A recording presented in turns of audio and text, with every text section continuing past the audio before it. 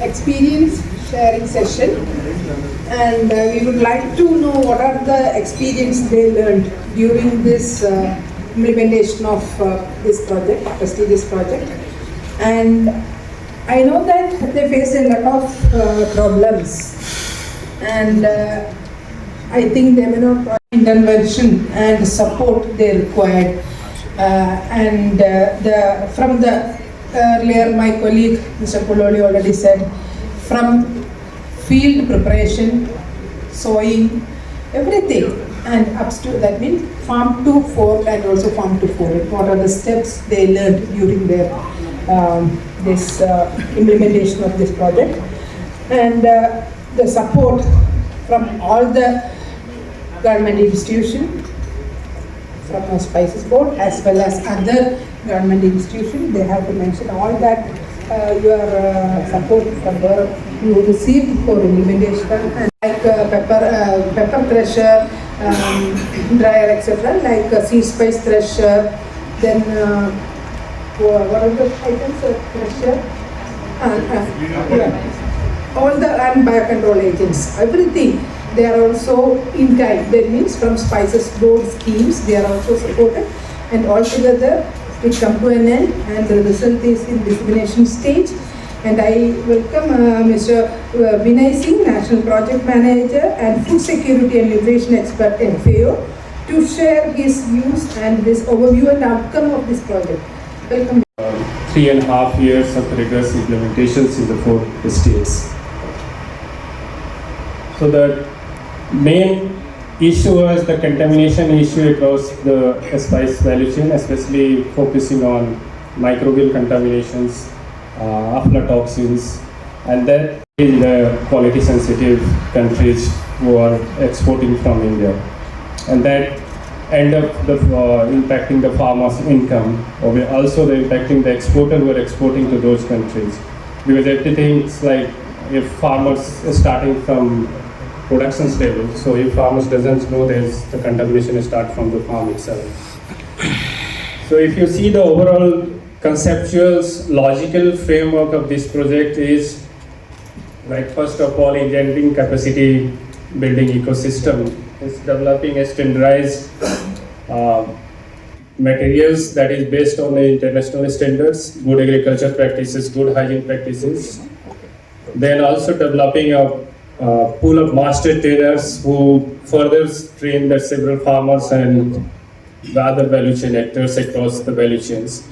So developing the food safety aspects requires trainings of the farmers collectives, then other value chain actors who are involved in the value chain. And then once their capacity build up, they should be linked with the market. So that the quality is there, then the market is there, and then it's increase the income for the farmers once they are connected to the farmers. So if you see the entire below sections is all linked together and trying to ensure the national contamination residue control programs that projects has done across the value chain. So establishing NCR-CPA is required interventions for all these stages, and that leads to ensure the food safety and quality production of spices. These are the value individuals, actors. They are interlinked across the value chain, starting from farmers up to the exporters. If it's implementation arrangement, if you can see, it is by the STDF, FAO, and the Spices Board. But at the ground level, the regional office of the Spices Board has rigorously involved in implementing the entire projects in 4 states. The location geographically is the 4 states, 4 spices, 100 farmers in each, and for each 2 state, coriander for hundreds, black pepper hundreds, cumin and fennel for 400 farmers, and cumin and fennel again in Gujarat for 400 farmers. So total 1200 farmers were as a target beneficiaries. And apart from that, there was another 50 value chain actors. Value chain actors, I mean the input supplier, exporters who are also part of this project, who got benefited, got trained under this project. Yes. These are the key achievements. It's just a summary, and some of the target as per the project design, this is some of the targets are overachieved. If you see the overall 150 master trainer were trained, though the target was to train the 150 master trainer. But the project has achieved training of 150 across the different estates. We developed the package of practices that is standardized on international standards, and based on the package of practices, training modules were developed. The second part is to train those master trainer train the farmers, other value chain factors, and there are in the state of 1200 there are 1700 farmers trained across the 4 states, and almost 200 other value chain actors were also trained against the target of 150. There are input supplying only for the black pepper under these STDF projects. Apart from that, in previous session you might have heard they used tarpaulin seed. That was the access to services improved. But the project has supplied input of black pepper seedlings only in the Palayu regions to improve the quality and variety of black pepper productions.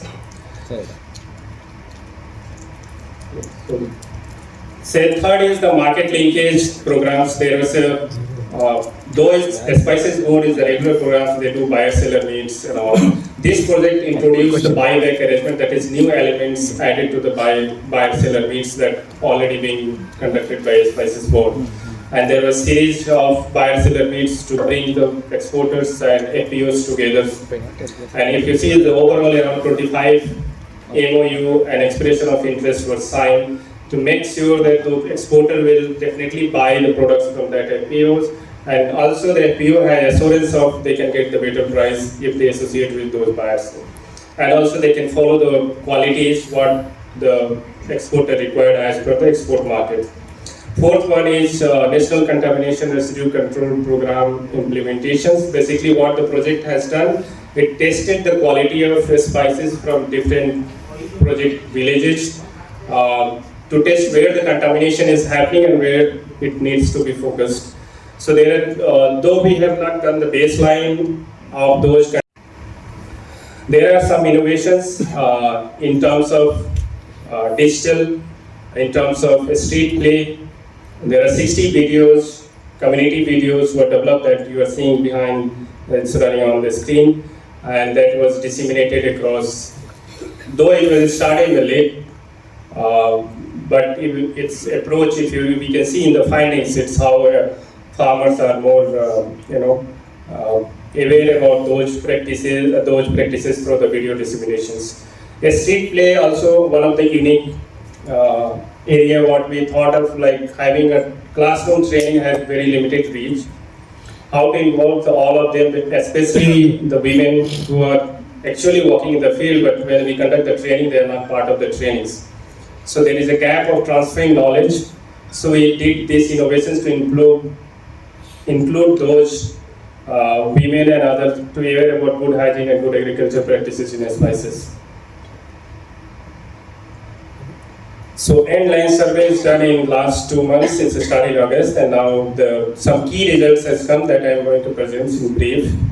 There are 425 interactions with household interviews, and if you see the percentage, still only 26% women participated in these interviews.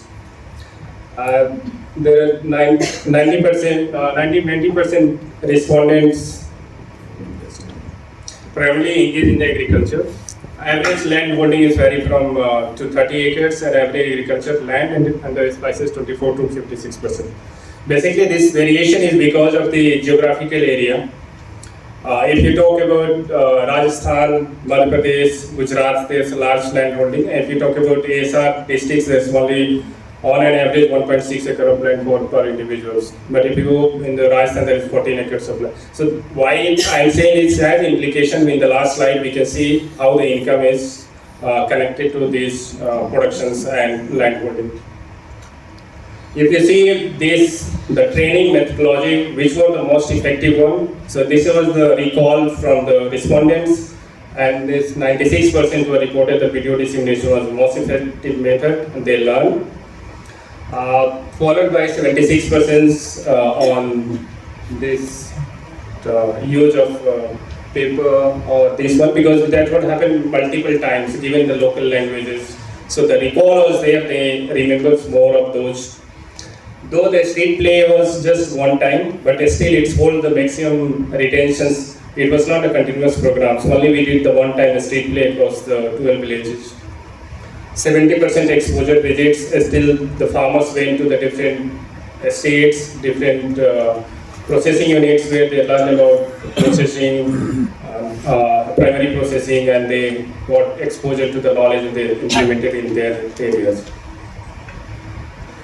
Adopt pre-sowing practices, if you can see, there is a huge improvement in seed treatments, almost 44% from baseline. There was nothing was there when we did the baseline, and now there is a 44% improvement that happened from the baseline. Similarly, the soil testing also has improved almost 21%.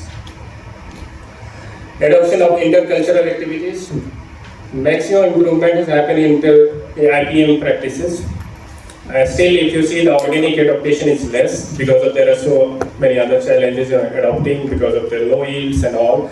But still, it's holding just 15% improvements from baseline. Adaptation of plant and efficient water use efficiency practices. The huge in border irrigation was the major improvements. Earlier, it was more on flood irrigations. After the training and interventions, there is more of border irrigation, also improvement in the drip irrigation system. Then in the post-harvest practices and managements, maximum improvement you can see in the blanching in the black pepper. That was completely 1%, and it's during the baseline. People are not knowing, even they didn't heard about the blanching process. That is one of the unique method of preserving informed colorations and also avoid contaminations black pepper. So now they started, the community itself, they are doing it themselves for blanching and value addition, and they are also getting a better price. Also this mechanized threshing was also introduced. Though demand was very less, through this project, they demanded access to those subsidized schemes, use of tarpaulin and threshing. So that is one of the areas where improvement has happened, and utilization of and access to services of post-harvest. And if you see almost,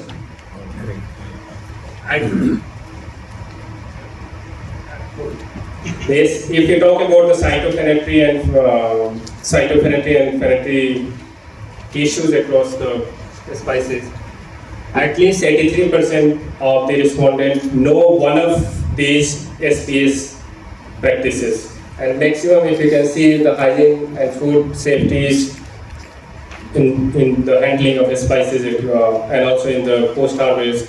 So the maximum improvements all happen on the handling was food safety issue, knowledge. Average household net income. That is why I mentioned during the first slides, it's related to the land holding.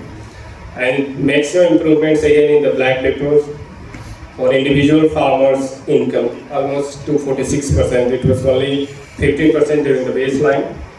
And this is because of the two reasons. One is the production of white pepper. People learn about it and then they started productions. Second is on blanching, production of good quality, uniform black pepper. So they get a better price. Apart from that, also they exposed to buyer-seller market linkage programs. So that is also, those are the reasons you can see the huge increase in the income. Other estates, there is already in the baseline there was improvements in the income was there, but the graph is high because of the land holding and productions. In ASR districts, land holding is low, but still the profits, the individual income has increased from spices. That is in thousands. There are few challenges. The projects we experience and we try to do it, but there are some learnings as well for future design of the projects. Low beyond participation, that was a major challenge across all our interventions, starting from trainings, participation at different levels. So We did at the last 1 year, we did all these innovations featuring women and portraying women in the street play to relate them with the women farmers. So that if you see in the video, maximum the women doing the work on agriculture, that is real also. So if that videos can be seen by those women, they can also relate and get motivated to be a part of the mainstream. So that project has done. But in the trainings part also, there's one we felt if whoever the trainers and all that should be more gender sensitive, because even in the training parts, master trainer also we are unable to create a pool of women master trainer. So that was the learning if we keep that in mind, and also it's vary from region to region. Like each region has different social, cultural, and that is we have to put the different strategy for different social, cultural aspects to address the gender participation issues. Second is limited primary processing for enhancing qualities. This is one of the major challenges, that is why the contamination was happening, and this project brought them to knowledge how this post-harvest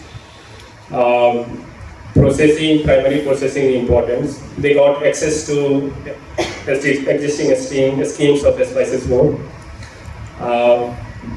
Though in the next learning is there, this should be more promoted in terms of providing those access to them. It's in only a spice board has those services, but that is limited to the post-harvest techniques. But apart from post-harvest, there is a production aspects. So even the production aspect, there is a lot of issues. Those schemes should also be channelized or subsidized rates to those farmers so that they can focus from production itself.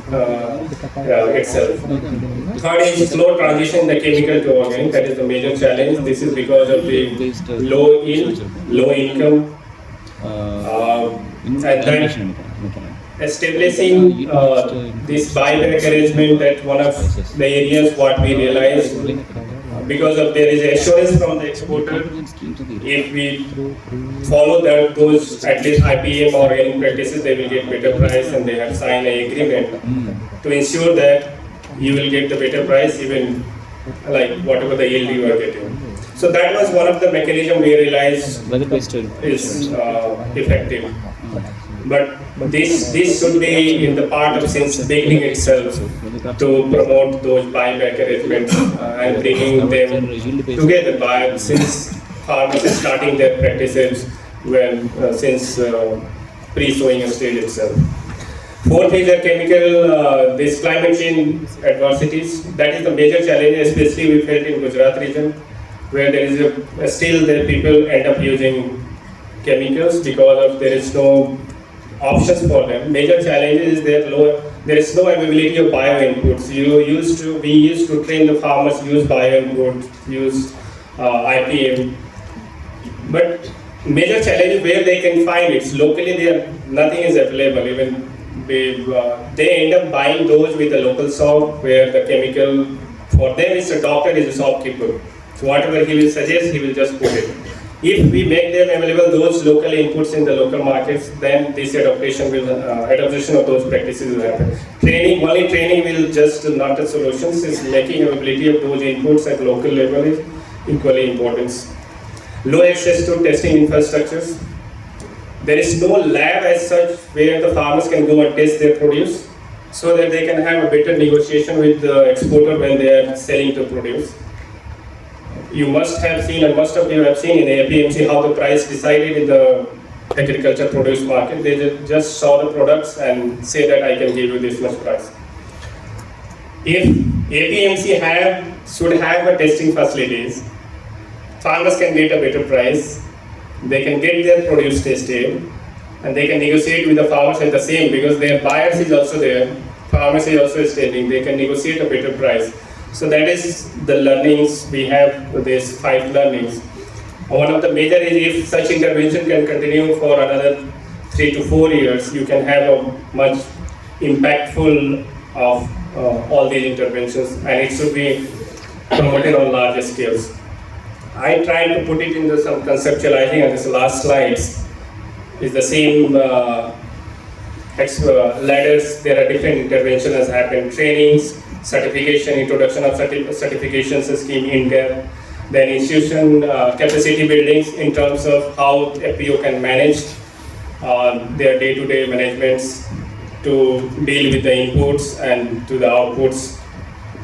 Then we have NCRCT established testing of spices at different cropping seasons to look after the contaminations, where the contamination is happening, where to focus. Then there are two linkages for build up buyer seller meet, that was a continuous programs of the spices board to bring together FPOs and farmers exported together. Buyback arrangement was the project's interventions in the same platforms where there was a formal agreement signed between exporters and FPOs to ensure the quality, ensure the price. So if you see this clearly shown the path for export, if we continue this for a longer time, so these exporters are actually exporting outside and this directly going from the farmer. So definitely the India will going to contribute in the export market through these interventions. Thank you.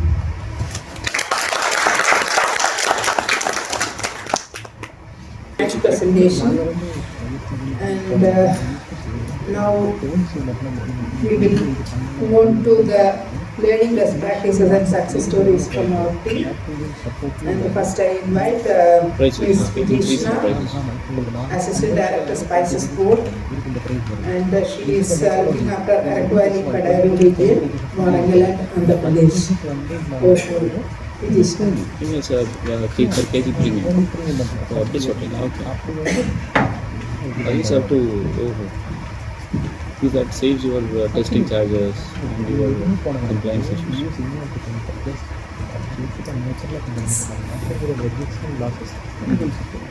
Great. Very good morning, all of you, respective dignitaries on and off the dais. STDF village. This is a story of a transformation, a story of technological transformation, minds of the people in Araku, especially in the Doravalasa, Chinnavalasa, then Tudumu and Modapalli villages of Araku and Paderu districts, Paderu subdivisions of Alluri Siddharamajaju district in Andhra Pradesh. Majority of our farmers have 2,96,000 hectares under coffee. So black pepper is one of source of income for the farmers because it is grown as a shade crop, and most of the farmers are practicing indigenous farming system with their own beliefs and practices and traditions. And Kodu is the native language spoken by the farmers in this area. So Telugu is the language spoken by the people of Andhra Pradesh, and Kodu is a language of their own tribal language, which itself shows that the farmers are bit away from the mainstream of the majority of the farmers, of the people in the area. Through this project, we have, as we already discussed, we have conducted baseline surveys into areas, and we know that whether do you feel that educating a farmer is very easy? So once we encounter into the villages with a group of tribal people, they might be having their own traditions, beliefs and practices. So it is not that much easy to enter into the villages, spread the knowledge of a new technology which is very new to them. So they might be having some resistance to transformation and resistance to change. So we have to continuously do the follow-up practices of doing continuous training on good agricultural practices through various forms like street plays, dissemination of training materials, trainer of trainees through agriculture and horticulture departments, continuous extension practices. We have done all these to make a transformation or change in the belief system of the people in that area. So we have distributed IEC training materials. We have established the hoarding boards to reinforce the knowledge they have gained through various through classroom sessions as well as training practices. We have conducted exposure visits to farmers to Bangalore, various training research institutions in Bangalore, as well as the processing facilities, telling them the importance of good agricultural practices as well as good hygienic practices. So through these good agricultural practices or these training programs, they understood the importance of quality planting materials, the importance of good agricultural practices, how to do post-harvest handling. We also distributed good quality planting materials, about 20,000 numbers. Initially, we gave some 10,000 numbers. Then there were some setbacks, and some were already some casualties we have done through our practices. So, as we already understood from the learnings, we have conducted street plays in various villages, various areas in our villages.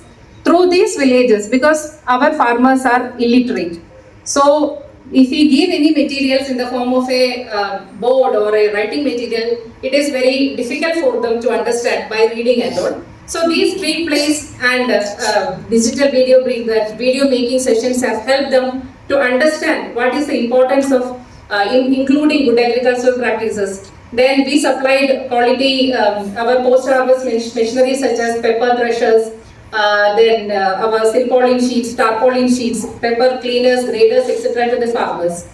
So the first transformation we have noticed with the farmers is that previously the farmers were using bamboo ladders for harvesting. So bamboo ladders, we know it's very heavy and it is very difficult for any women farmer to carry from one area to another. And not only that, if we considering the terrain or topography of the Alluri Siddharamaraju district, it is a hilly terrain. If we put any bamboo ladders in a tree, you can understand or you can imagine if any accidents happen to these farmers. So we have shifted the farmers from using bamboo ladders to aluminum ladders with some pointed base ends so that the farmers can fix it on the ground. And they can also stamp feed in a proper way with this ladder so that even the women farmers can climb up to the huge trees in those areas. And I invite all of you to visit in these areas to understand how the climate and the terrain in this area.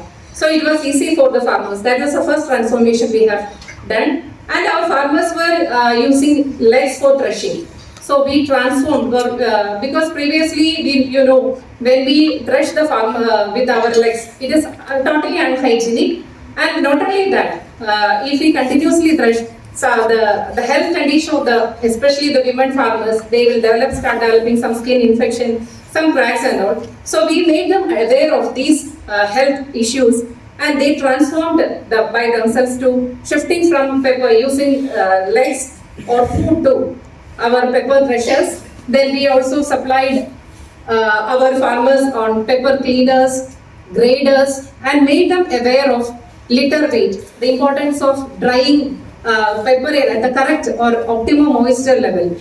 So if you ask any farmer regarding the litter weight or the bulk density of the pepper grown in that area, our farmers very well explain that is a transformation we could able to generate. And many of the farmers, we have conducted buyer-seller meets, market linkage programs. You might have seen our Devi was scared enough to stand in front of all of us. So she came here. That is a transformation. That is a change we could able to bring. And in our regional workshop also, majority of the participants were the women farmers in our area. So this is a transformation we could able to bring in our area. So changing the farmer mindset of the farmer was a major challenge. We could able to generate, or we could able to bring in more women empowerment into our area. We could able to improve value addition through white pepper production, then blanching, the importance of blanching. Then we have also tried to learn or make them understand about the innovations, exposure visits, good agricultural practices. Everything we have, we could able to change these farmers, and we could able to make a direct linkage. And through this video, these are the success stories from our farmers have started preparing like good quality planting materials in their own farmers field. And this is a pepper thresher we have given to the farmers, and they were telling through this there is paucity of time. So with that, they were telling that initially they were using legs to thresh the material, and now with the introduction of pepper thresher, they were using that pepper threshers to generate good quality pepper by threshing. So these are the transformation we could able to bring in. So we have conducted the regional workshop, and in that almost 19 exporters visited, and out of that 8 exporters have signed expression of interest, and 2 MOU has been signed between Technoserve as well as Ancient India Organics with Araku Gangamathalli FPO as well as Modapalli FPO, and the transformation is still going on, and our export, especially J&D Spices and other major exporters are directly buying our pepper from our farmers in this area, and they are not worried of any of the MRL limits that already explained. And we know that technology is not just a tool. It can change, it can bring in a change in the persistence of life in itself. As an American author and philosopher Albert Hubbard once said, one machinery can replace the effort of 50 ordinary men, but no machinery can change the effort of one extraordinary man. This sentiment rings true as we venture into the hearts of Araku and Paderu, untouched by the marvels of modern scientific technology. The innovations and the technologies have promised to revolutionize the way of their existence.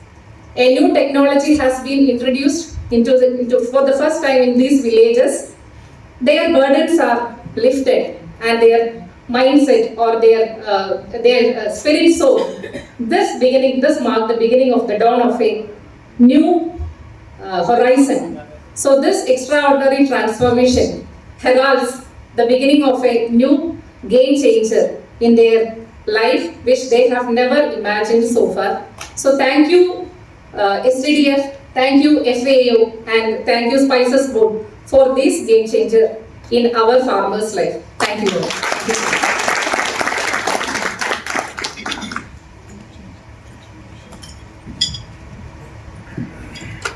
Thank you, Ms. Sujeshna, for your nice presentation. And in that area, I would like to point out 2-3 important points. During the project initiation period, Mr. Srikantan Kampi was there, and the pepper cuttings travelled from IASR Calicut, one truck full of. Here he introduced a lot of new varieties because the which variety released by IASR we channelized from research station to Paderu and disseminated that pepper, that too with the free of cost to all these tribal area. And it is happy to see that after 6 years it started fetching result, and this is a very good intervention from both side and also research side to develop this Paderu area, and also STDF also supported a lot.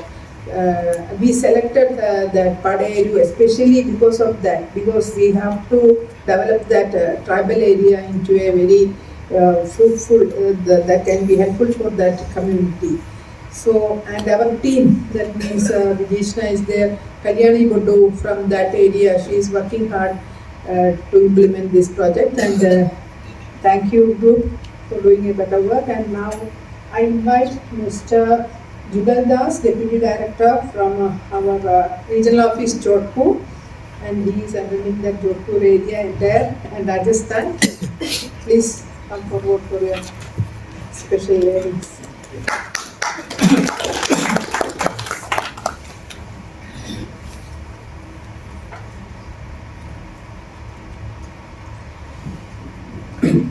Good afternoon.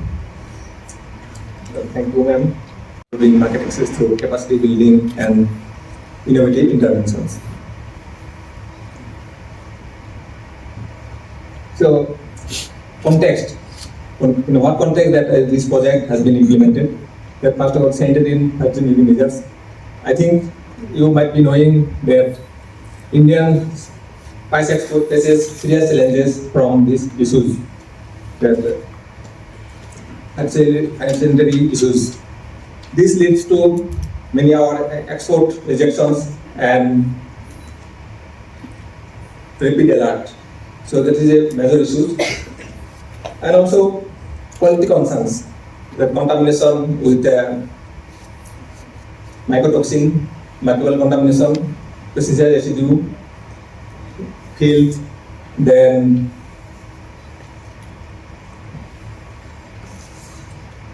come these issues actually adversely impact our consumer health, farmers' income, and national economy.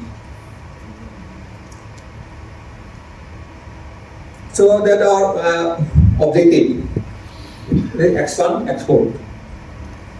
So the objective of this project is to export, increase export of quality and safe spices from India to international markets.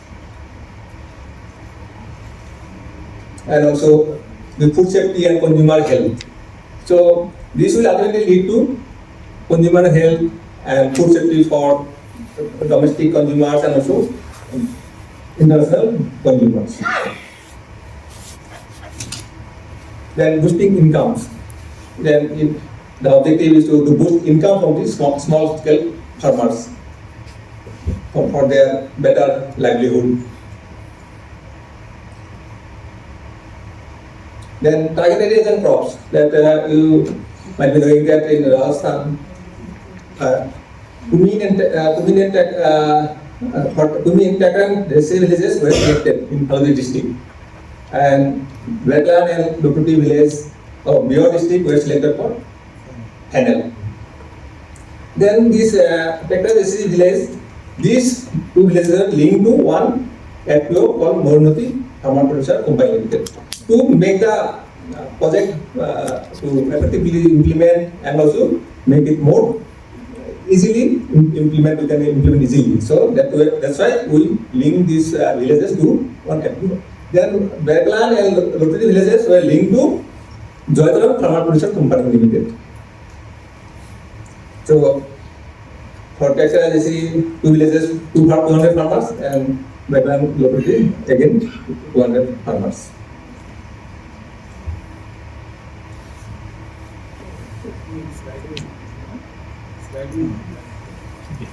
Yes. Okay. Then project activities, what we have carried out. Then we conducted a steering committee meeting. That means it is a high level body actually to evaluate the things, what is going on and what should be done, future activities. So they give the direction, whether it is going in the right direction or not. So that's the steering committee meeting conducted. Then we conducted local project implementation committee. Then locally also we got some implementation committee, some stakeholders from NRCSS, university, SABC, the Asian spices, exporters, traders. Then we conducted officer training program, because first we need some good numbers of trainers. So that's why we conducted trainers program. So first we conducted at NRCSS Ajmer, first program. Then second one, refresher training again we conducted at Agricultural University Jodhpur. So two programs conducted for our trainers. Then after that we conducted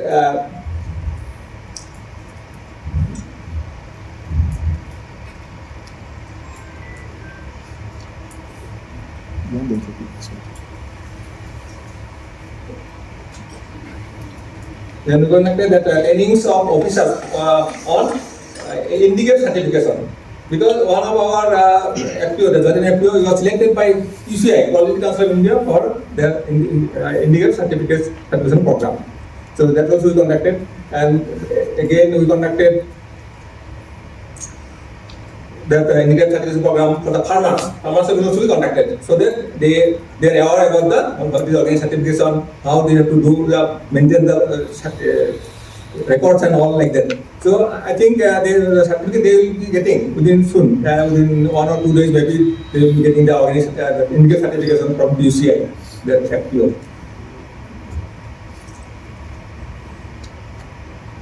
Then we supplied that organic inputs like trichoderma, because trichoderma plays a very important role in managing many diseases. So we supplied trichoderma. Then we supplied yellow sticky traps to control pest and all. Then we supplied moisture meters to check the moisture content in the harvested spices.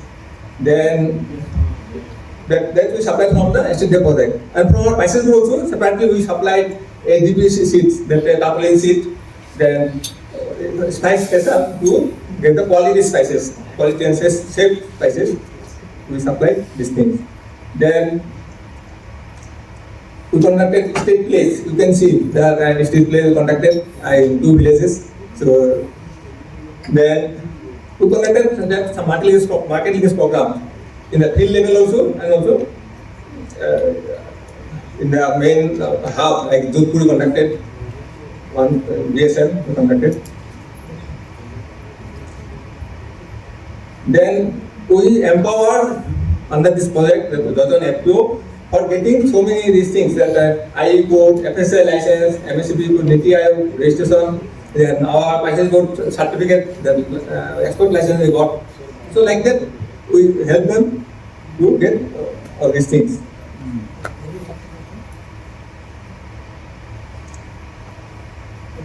Then we conducted exposure visits to various processing units, so that they can see by their eyes what is the importance of maintaining quality and all for getting export market. Then we conducted demonstration on GAP and GSP in post-harvest operations in the hill itself. Then finally we conducted the regional workshop for better linkage with the farmers and exporters.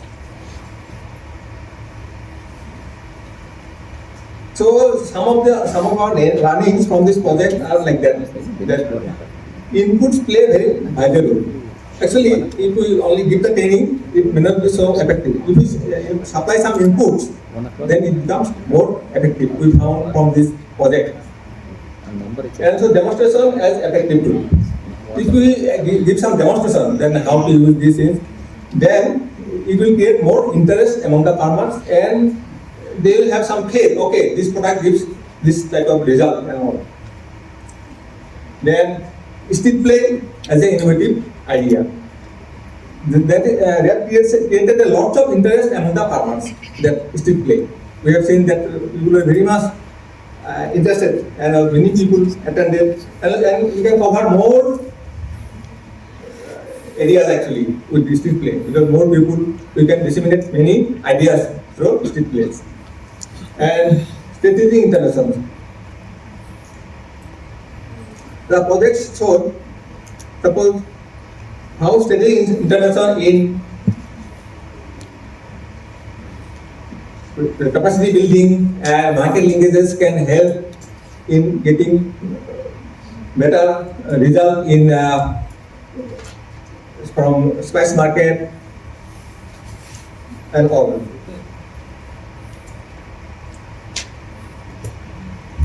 Continuous hand-holding. That means there should be continuous hand-holding in the initial period of the project, so that farmers will be more empowered, they will be confident enough that okay, they can operate, so it will be helpful for their continuous business and all. Then sustained training programs.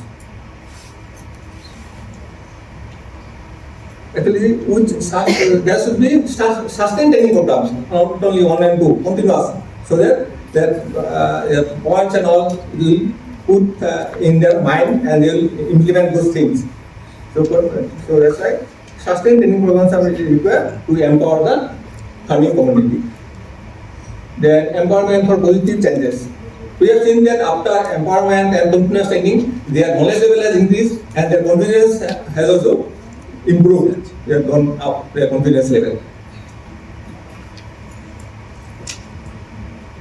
Then, main or vital point, success stories actually. That already my farmers they have mentioned. So that's a very good achievement actually. The establishment of buyback arrangement we have conducted. There was a historic MOU signed between Joyton FPO and ITC Limited. So under that agreement, so they got lots of market access. Our local farmers, small farmers, they got market access. And also under this project, the arrangement were made between Asian Spices, Nest Spices, then Donta Global, and the farmers of our STDF villages. So under this arrangement, they have procured spices, Fennel, Cumin, directly from the farmers. And there was about turnover of rupees 400 crore last season. So mostly Asian Spices they have procured more. So they not only purchase, but they pay premium price, 10 to 15% more price than the local market. So that is a very great thing actually from this project we got.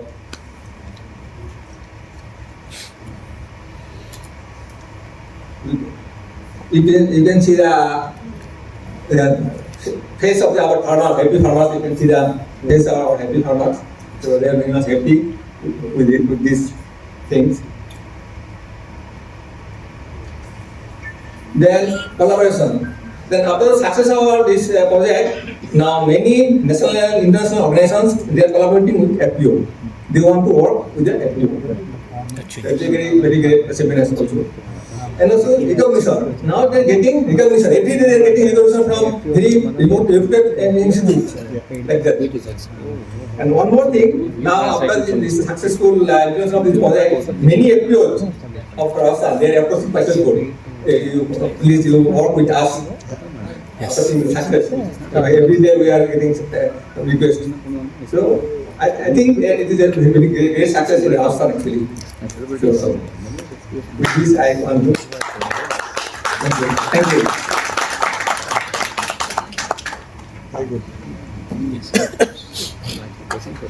Thank you, because your area is wide, it seems, Rajasthan. Yeah.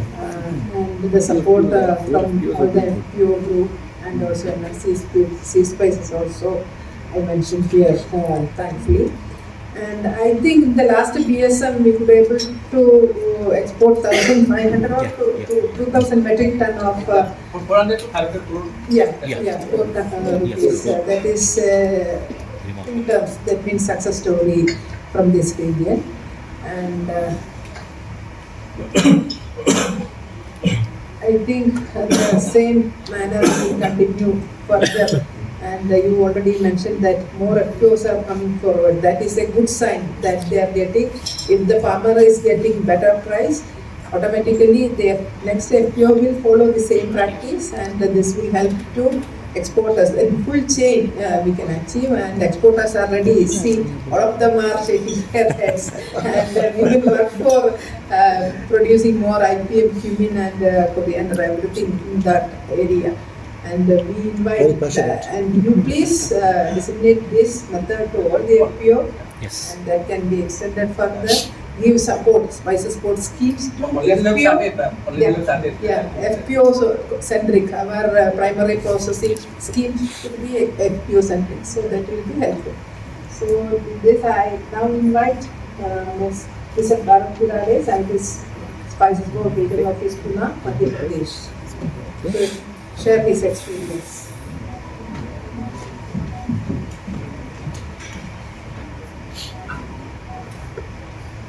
Good afternoon. Thank you, Inspector Madam. I am very just closest to them, and the spices board are working for this from long back. And for this purpose, Guna district is selected from the Madhya Pradesh. And previously also towards 100 people who is selected from two villages, one is from Negma, another is that is Bilwara. They are the very expert people, but previously what they are doing, they are using the huge chemicals, pesticides, weedicides in their in their field, and changing their mindset is a very big challenge. previously our officers just went and tell them to sir kindly just put minimum chemicals, but they cannot believe. They see all the people are purchasing, they are visiting the any storekeeper. The storekeeper told them you just use this chemical, this is a good effect, purchase this one. Actually the cost is also increasing, and over the land, this is our fertile land is going to barrel and barrel. For that purpose, our production also come down, and farmers also they are getting the benefits. For this purpose, STDF people and FAO selected our Guna district. Comes to direct the project specific activities. First comes to the farmer exposure visit. In our Guna district, first visited our ICR NRC research station. There we have seen which are the best varieties scientists are cultivating, how they are maintaining the pest and diseases, how they are managing the weeds without the weedicides. Then when they see the other thing, they believe no, we can also do it like that. This one. And lot of things they learn from that. They bring them with very high yielding varieties. Those are varieties suitable for our Madhya Pradesh season. They bring from them and they cultivate in their field. 2-3 varieties are performed very well. The average comes also good, and farmers are very happy. And those farmers are bringing some variety from that place. The farmers are selling through their from their own what they are selling to just some shopkeepers with good this one means good price. As well as the street play, it's a very good initiative taken by Spices Board or FAO, STDF. When the people sing in their local language, what they are saying. Suppose generally ladies are not coming in any program, but when the street play is coming, there are a lot of people, youth and younger people also come there. They learn a lot of things from the street play. Comes to the distribution of the inputs. In our project, we distributed the yellow sticky staph, trichoderma, as well as the turpentine sheet. Apart from that, previously we were distributing our spices board scheme, seed spice thresher, grader. Previously, the farmers are not coming forward, but due to this project, they know if we are taking the seed spice grader, thresher, then our productivity or our quality may be increased, and we will get the maximum price in market. That's why the demand is increasing day by day. Our actually lot of people increasing their demand, but due to that our some limitations, we cannot supply all the our seed station to everybody. They don't do it. They don't test it. Here you can see some demonstrations of the yellow sticky staph who are supplied and given demo given to our in the farmers field by our field coordinators. And this is the only 2 or 3 photographs, but from sowing to harvesting means how we are generally previously farmers are using the broadcasting sowing method, means just they are taking seeds and throwing in the field. But that is not good. The seed risk is also increasing, and the maintenance also very bad. Means they are not getting the good price, and the system is very bad. When the farmers are using the line sowing, they will get very good yield as well as the quality produce. They maintain all the things due to our this initiatives by Spices Board. Women's participation also comes in our Spices Board. You can see in the first photo, a lot of people are there. Apart from that, women's also, lady participation also there. And previously, I told the market linkage program we conducted in APMC Mandi Guna, Ashok Nagar, and one famous mandi is there. Kumraj Mandi, that is very famous for coriander, because high quality coriander is produced from that mandi. Then we train that we just conduct a meeting with traders. They will tell, sir, these are the problems are coming. Farmers are bringing their produce direct to the market without any cleaning. Then we will just discuss with the farmers to that place, and we will just make all the awareness with the farmers. Then initially the farmers are cleaning their material, and they are comes with their material to the APMC mandi. That is also very good initiative. And they will give more price as compared to previous ones. Recently, one regional seminar we conducted. There we signed some MOUs with the farmers and with our FPOs. One interesting thing here, in the Gulwara, Nepa and Guna district, lot of people are there using the honeybee boxes. If you see the honeybee as a major pollinator in our this one, means many agriculture crop, but in coriander, if you put around 8 to 10 boxes in 1 acre area, the yield maybe increase up to 20 to 35%, and the quality is also very increased, because when the more visits may come in honeybee, the size, that the weight of the definitely increasing there, and farmers are getting the additional benefit. Means suppose nowadays around 200 rupees per kg honey they are selling in one box, around 20 to 40 kg they will receive the honey, and that is the additional benefit, as well as their income also increasing, with the productivity also increasing, their quality also increasing, and as well as the disease pest also reducing if the farmers is using the honey means they are putting the boxes. This is the very good initiative we put in our Negma and Fulwada villages. These are some success stories. Previously, I told we just make the MOU with Jai Shri Bajrangarh Organic Farmer Producers with the leading producer of Cumin Food, Datia, Rashi Seeds Kota, and the Hindustan Agro Foods, as well as the OM International. Previously, what happened? The farmers are producing their produce, but who is the buyer? Actually, that is the problem. They are producing, and when the farmer producing their produce, he is going to in the market. The money is not getting the sufficient. Only the some limited money, or he don't get guarantee what he may be getting. But due to this arrangement, we will meet with the farmers. Then he will also happy. He will also getting the more money, and the exporter also happy because he is also getting the good quality of seeds. This is the success story of the farmers previously. He brought some that seed material from our agency Ajmer, and he also produced the good quality of yield also, and as well as he is selling that seed at the rate of around 200 rupees per kg for sowing purpose. He just invested around 2,24,000 for 7 hectares, and he received around 7,35,000. Almost 5,11,000 the net benefit is received from the Coriander. That's why all the people comes to him, and he just give his idea. He's sharing his idea to all the people with his villages. This project is only for the 200 people, but when we are going for conducting the project, a lot of people, lot of farmers have come there, and this is spread around more than 500 or sorry, more than 5,000 people. Those are working in living just nearby villages also. Means this is a very good initiative by FAO, STDF and Spices Board. And people are telling of the villages, this project may be continued with minimum inputs, whatever it may be, or training like just generally we are giving training, but this is a continuous training we are giving for the particular village. This is a very good initiative. Thank you. This is from the Spices Board, Guna. Thank you.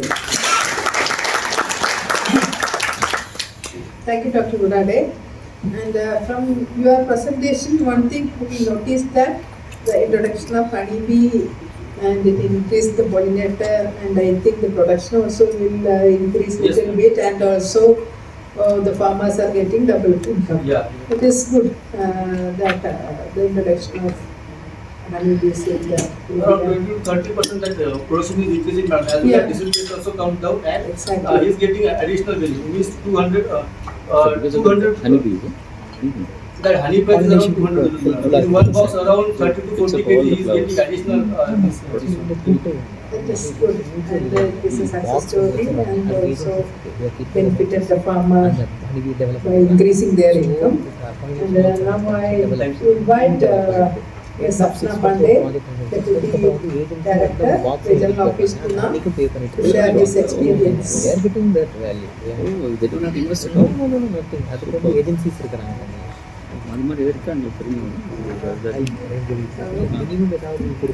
Good afternoon, everyone.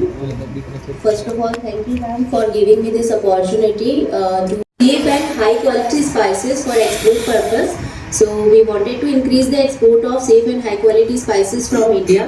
The secondary objectives were improving the farmers' income, empowering the women, then reducing the poverty and promoting the GMP and GHP practices. So all these project areas we wanted, these were the primary and secondary objectives. Then focus crops and villages were for Fennel and 100 farmers, so total 400 farmers were selected in Gujarat state. So the similar kinds of activities which we have conducted in other regions, we have conducted in Gujarat also. So the buyer seller meet, wherein we have invited the exporters from all parts of India, and the regional workshop wherein we have invited the the exporters from Gujarat region, and we have signed the EY in this regional workshop. Then exposure visit, we have taken the group of farmers to the university and institutes for IPM training, and also to the industries, so that they can see how the processing is being done in Gujarat region. Now, the most important is what is the impact of this project. After completion of this project, these are the major impact, positive impact we can say. The adoption of GAP and GHP practices by some farmers. So some farmers who have adopted the GAP GHP practices has seen the increase in the price.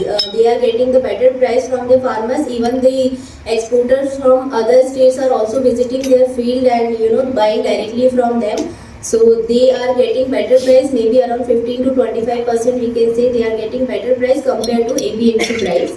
Then economic impact, definitely if they are getting better price, so their economic condition is getting improved. Then codex parameters. So we have collected the samples in the third year of the project from all villages, and we have tasted these samples. So in the tasting, we found that 90% of the Fennel samples got passed as per the codex parameters. So these parameters are being checked when we are considering the product for export purpose. Then sustainability. So some of the farmers have adopted the IPM technology. Maybe because of climatic condition, it is very difficult to go for the IPM, IPM farming. But few farmers have adopted this technology after this project. Strengthening FPO. So now there are 2 FPOs in 4 villages for Cumin 1 and for Fennel 1. So these 2 FPOs we are teaching them about the export also. So under our entrepreneurship development training program, we have taught them how they can start their own export business. So now they have not even started right now, but maybe we will see in future they will directly start their export business. Success story. So these are the success story. Number of farmers joined the in Fennel villages. Number of farmers, Fennel farmers adopted the GAP and GHP practices, and they saw the increase in the yield. Then area expansion and production increase in project villages in past 2 years. Then as I said, in our regional workshop, we have signed the expression of interest for the upcoming year means for this year. So 3 exporters from Unja, Asian Spices, Mr. Karthik is sitting with us, and Export and Manila Jamnadas. These 3 exporters have signed an EOI with our FPO, Fennel FPO. So they will be buying, if the quality meets their expectations, so they will be buying their crop this year. So this is the brief of the project. Thank you. Thank you, Sapna. It is noticed that the upcoming crops are also good by the exporters. So that is the real outcome. So all the FPOs are satisfied with following our practices. And next step should be we have to expand this to more FPO groups, so that the exporters are always have a concern that they are not getting good product, that means exportable surplus. In India, the production is okay, it is there, but when it comes to export, still they have concern that exportable surplus is not there. So this kind of product they demand, exporters demand the IPM product, which meets the codex level or the MRL level specified by the importing countries.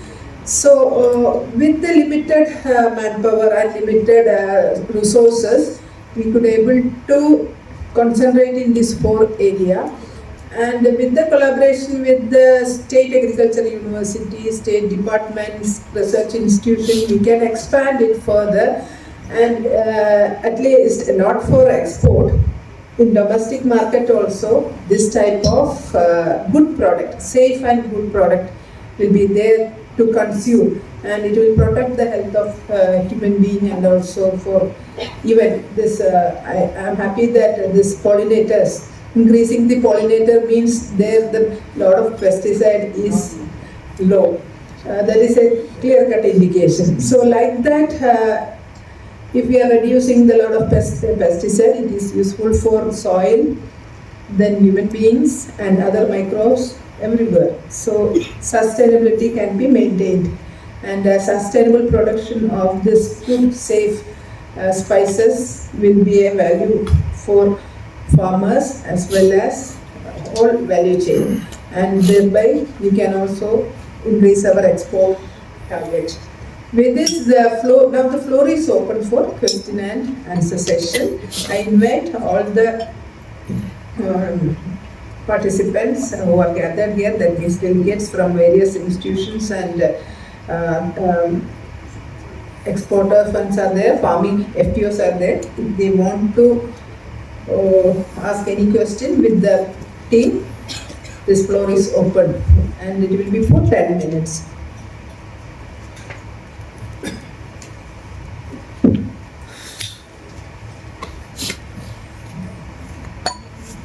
Thank you, everyone. I think it was a exemplary outcome of what has been presented. I want to congratulate Spice Board, all its team members and FAO.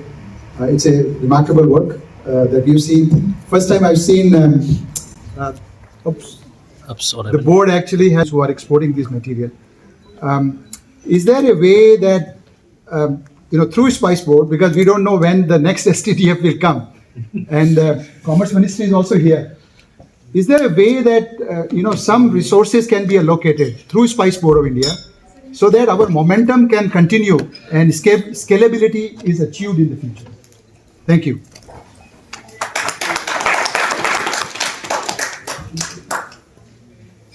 Hello. आपको ही करना पड़ेगा. This is a question to be answered by the senior. Maybe Gava sir. Gava sir just went outside Okay. to attend a call. Anyway, let us see whether he is coming up. I will give you a reply. That is why actually board is doing the same line in different area, but we are not projecting it in a proper shape. What is your opinion? I think this is the thing, but we are conducting, because the board is having 83 offices across India, and this is our mandate actually. And we are doing it in a systematic way with the limited staff. But this is in our development director, Mr. Das is here. He is there and he is looking after development now. He is a very young and enthusiastic, and under his leadership, these FPO coordinations and the market linkage, and thereby exporters can also link to that. So they are also benefited, farmers are also benefited. So full supply chain will be completed. We will do our level best, and we have funding. That means board is having schemes by Ministry of Commerce, and the maximum is channelizing for the primary processing. Earlier individual scheme was also there. Now we are moving to FPO, because one FPO we are supporting, it will be useful for thousands of farmers. So this FPO will get enough number, that means a fairly good quantity of good product, so that the exporter can link with this FPO. And Gaba sir, there was a question for ministry also. You can ask that directly. Please give a mic. Yeah, fund allocation, sir. Sir, it's a request, not a question. See, sir, Spice, we have seen remarkable outcome of this project. The Spice Board of India has two schedule lists. Schedule 1 is on include cardamom. So in cardamom you have lots of field activities, programs, all this kind of activities you do it, because under the Schedule 1 you have a dedicated fund for cardamom. But cardamom, if you look at out of $4.5 billion of export, it's cumin and chili. That's a major one. Fennel, fenugreek, they are major crops. But all these crops falls under the Schedule 2 list, right? Yes. Where funding is not allocated to support field activities. I don't see the level of activities that can be carried out. So since this project has made a remarkable impact, to scale up this project, otherwise it will terminate and nothing will happen. Maybe some FPOs and businesses will continue some activities, but there is a possibility to scale up what has been achieved through this project. So is there a possibility that on these crops, important spices, there can be considered? Thanks for the question. So I would like to clarify a couple of points. Spices Board's mandate, as you rightly mentioned, is on cardamom. It entails the full value chain, from production to exports. Whereas for the rest of the spices, 51 spices which are there, it is primarily for export promotion. Related activities related to increasing export.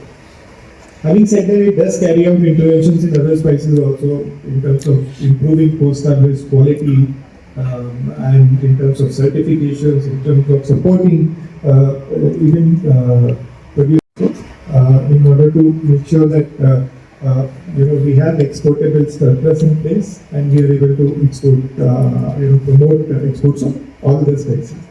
But the production related aspects of those other spices that you just mentioned, it's not that they don't get looked after. The Ministry of Agriculture is there. Okay, it falls under the purview of Ministry of Agriculture. They carry out the interventions related to production of spices. In terms of your request for let's say supporting more use, the Ministry of Agriculture would have its own programs in this area. What we can do is we can Thank you, sir. To add on that project, during our children's year, we took a decision that we are submitting project to MIDH as a mission spices. So whatever amount is coming from Ministry of Agriculture through SHM, state is supporting. That means Andhra Pradesh. Suppose you are mentioning about Andhra Pradesh.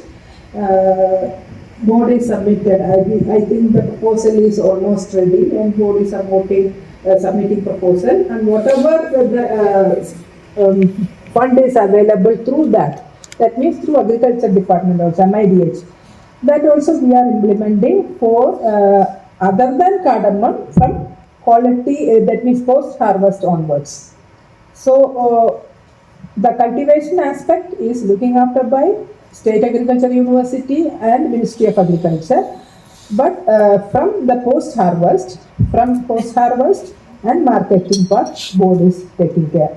So such a combined projects we are submitting to most of the spice growing area to that fund. This is one among that. And whatever fund we received from STDF, we have implemented to the particular areas, and board will stand for that and we will do that. Please. Madam, actually I am from MIDH scheme only. Yes, I sir. just want to add on. Yeah. The thing is this, what sir has already told, and you have also already told that the area expansion, that's the cultivation of spices, is being promoted under MIDH scheme, which is being implemented by the state government. Secondly, apart from that, what I have learned from this, that one of the major part of your scheme is it also have the primary processing units. So that is also a part under the MIDH scheme. So if any entrepreneur or any farmer, if you want to avail the primary processing units under the MIDH scheme also, that can also be done. But it has to be done via state only, Yes. because we used to fund to the state.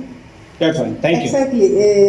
Thank you, sir. Sir is from MIDH, and it is very clear what I said, and also they are also offering. FPO can also directly submit proposal to State Horticulture Mission, and they will include in their annual action plan. You have to give well advance. They will include in the annual action plans. That amount will come, and according to the steering committee's scrutiny, it will be sanctioned. Thank you, sir. Any other question? Please. Introduce yourself and Sure. So my name is Dr. Bindu Nishal, and I'm representing IKP Knowledge Park, Hyderabad. IKP Knowledge Park is a science park and incubator, and we work a lot with startups. So congratulations to STDF, FAO, as well as Spice Board India. A remarkable progress. Very happy to attend the result dissemination workshop. My question is around technology. We have seen example success stories from 4 different states of India, which are typically the spice belt. A lot of spices, Madhya Pradesh is one of the largest producers, and so on and so forth. So question is how easy and or difficult. It was for technology adoption by farmers, because they are the ones who are producing it. And there are different parts to this question. The farmers in India is a very segmented space. They're all scattered, and 70% of farmers in India are small and marginal landholding farmers. So a very, I think, different approach has to be, according to me, implied or applied to these farmers. And the third question, again on technology, is now that we are going towards surplus, are we again thinking about using technologies for safe post-harvest storage so that they maintain the exportable quality even for consumption in India?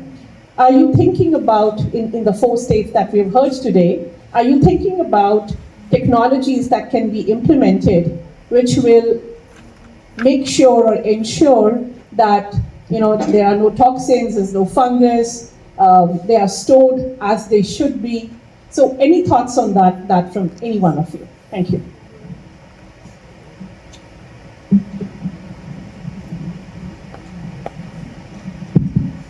Thank you, ma'am.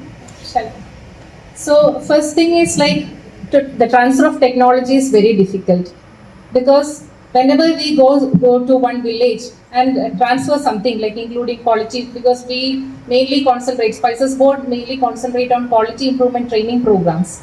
So first thing is there are so many rejections, they will not accept whatever the traditions or the beliefs, or if they find that, for example, I work in Warangal, the chili belt, and Telangana, Andhra Pradesh are the largest producers of chili. So if we go for quality in terms of good agricultural practices or IPM, they will not accept. So this we are continuously telling them, and if we are telling the farmers you should not use any particular insecticides or pesticides, definitely rejections, and we have experienced many times farmers objecting our quality improvement training programs that you should leave. We have faced this one.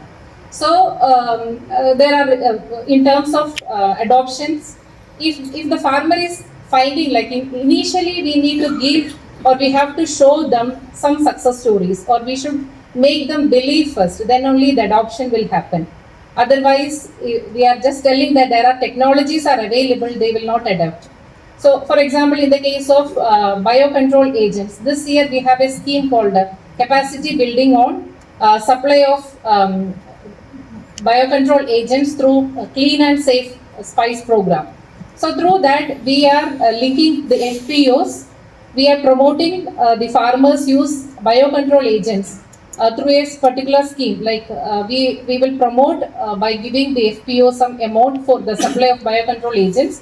So this started as a startup in some areas in Kerala, but now slowly we are trying. We don't know whether it will be going to happen. So first time we are planning to introduce in our area where biocontrol agents, the farmers have become known about this biocontrol agents and the importance. We hope that the technological adoptions will happen, but not on a faster scale, but we are hopeful about that they will adopt it. So, and I pardon any other things, any more questions was there? They were all issues. Okay, thank you.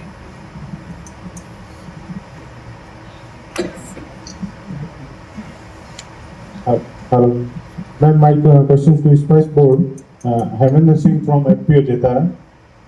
My question about the primary processing unit. My FPO applied for primary processing unit in last financial year, but still no update now.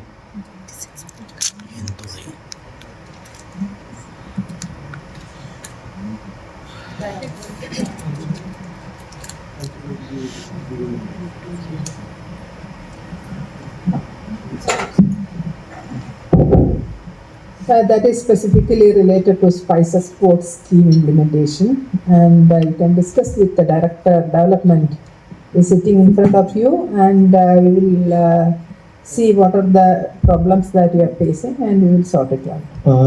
I have already noted down, and particularly regional office has to give the status. where it is pending and other, who will taken care of it, whether it is marketing scheme under applied or development. It is FPO, no? So what is the status? How? And just we advertised that scheme and the last date was September 20. We will scrutinize your application and accordingly and availability of fund. Based on the availability of fund, we will listen. Okay. And another question Madam was asking regarding the machinery technology. Nowadays, our spices book target by 2013, $10 billion. And we are a huge ambitious target by 2047 is a 25 billion. So reaching that ambitious target, so and compete with the other producing country of spices. So only option is that what we are doing this program, particularly value addition. We have to work on more value addition and that branding. These are the only way. Another thing is that for achieving that machinery and technology we should adopt. So for farmers level also, that farmers level don't need to the big machineries and other. We are intervene in the small area. As an example, we are telling that black pepper or our cumin, fennel. So farmers are earlier what they used to do, some floor only they are used to dry. So now spices board we are concentrating the silpolin and tarpaulin seed, turmeric and other, depending upon on the crop. So we used to supply them. That will be impact on in very way. Why? That means that contaminant, no, it's normally soil and other. So that way, and black pepper also we are seeing that normally people are using bamboo mat and other flow. So our intervention not from here, from the on inception of board. We are giving more focus on that quality part so as to achieve the international standard. And machinery, obviously, technology, you have black pepper tracing. So earlier it was people are using only manual. Now we are supplying paper tracer. So capacity will be more also, labor cost will be reduced. So in that way, the technology, small thing we are supplying to the farmer. And simultaneously exporters also we are having separate scheme for that one branding and others. So they can apply now, it is online, it is available. If anyone want to see it is available, they can go and apply. Yes.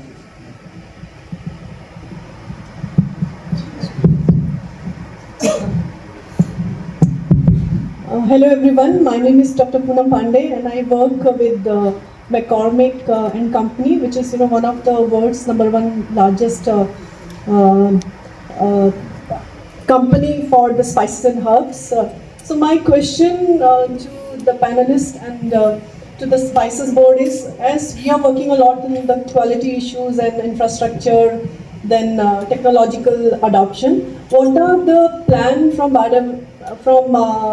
Spices Board of India and other stakeholders on cross-cutting sectors like climate change, biodiversity issues, women empowerment, because these are also the requirements which global companies are looking for. So how we are prepared for these kind of interventions in the future, and how we are preparing our farmers in down the supply chain. And the second question again is, what were the drivers when you were doing this different pilots in different states? What were different drivers that could worked with the farmers, especially with the small farmers? That I just wanted to know from the panelists. Thank you, Dr. Poonam Pandey, for highlighting that major two concerns. One is climate change, other one is water scarcity. These are the two major issues that we have to concentrate. For climate change, to mitigate these things, climate resilient varieties, now all the ICAR research institutions are behind the production of climate resilient variety. And Director NRC Seed Spices is there, and IASR scientists are also there. So one is adoption of climate resilient variety, pest and disease resistant varieties, and tune the good agriculture practices according to the climate changes. That is also in place. And there are so many workshops and discussions were going on to mitigate this climate change that we are facing. And hopefully from Indian Agriculture Research Institute, ICAR, and all research station will bring this point in the coming, that means All India Coordinated Research Project on Spices is going to be held on October. This will be a major agenda, and to mitigate this climate effect, they will bring up with varieties to withstand all these things. Another thing, water usage. So in all our project area, I think we have adopted drip irrigation and recommended that drip irrigation systems and all, and best management of water, how to utilize, that is also addressing in their program. And the last question was related to farmer-centric. Drivers. Small farmers. So small farmers means they are not getting directly any benefit, because small farmers earlier in cardamom, as per Spices Board mandate in the Schedule 1, we directly gave subsidy for replanting to the small and large, small marginal farmers.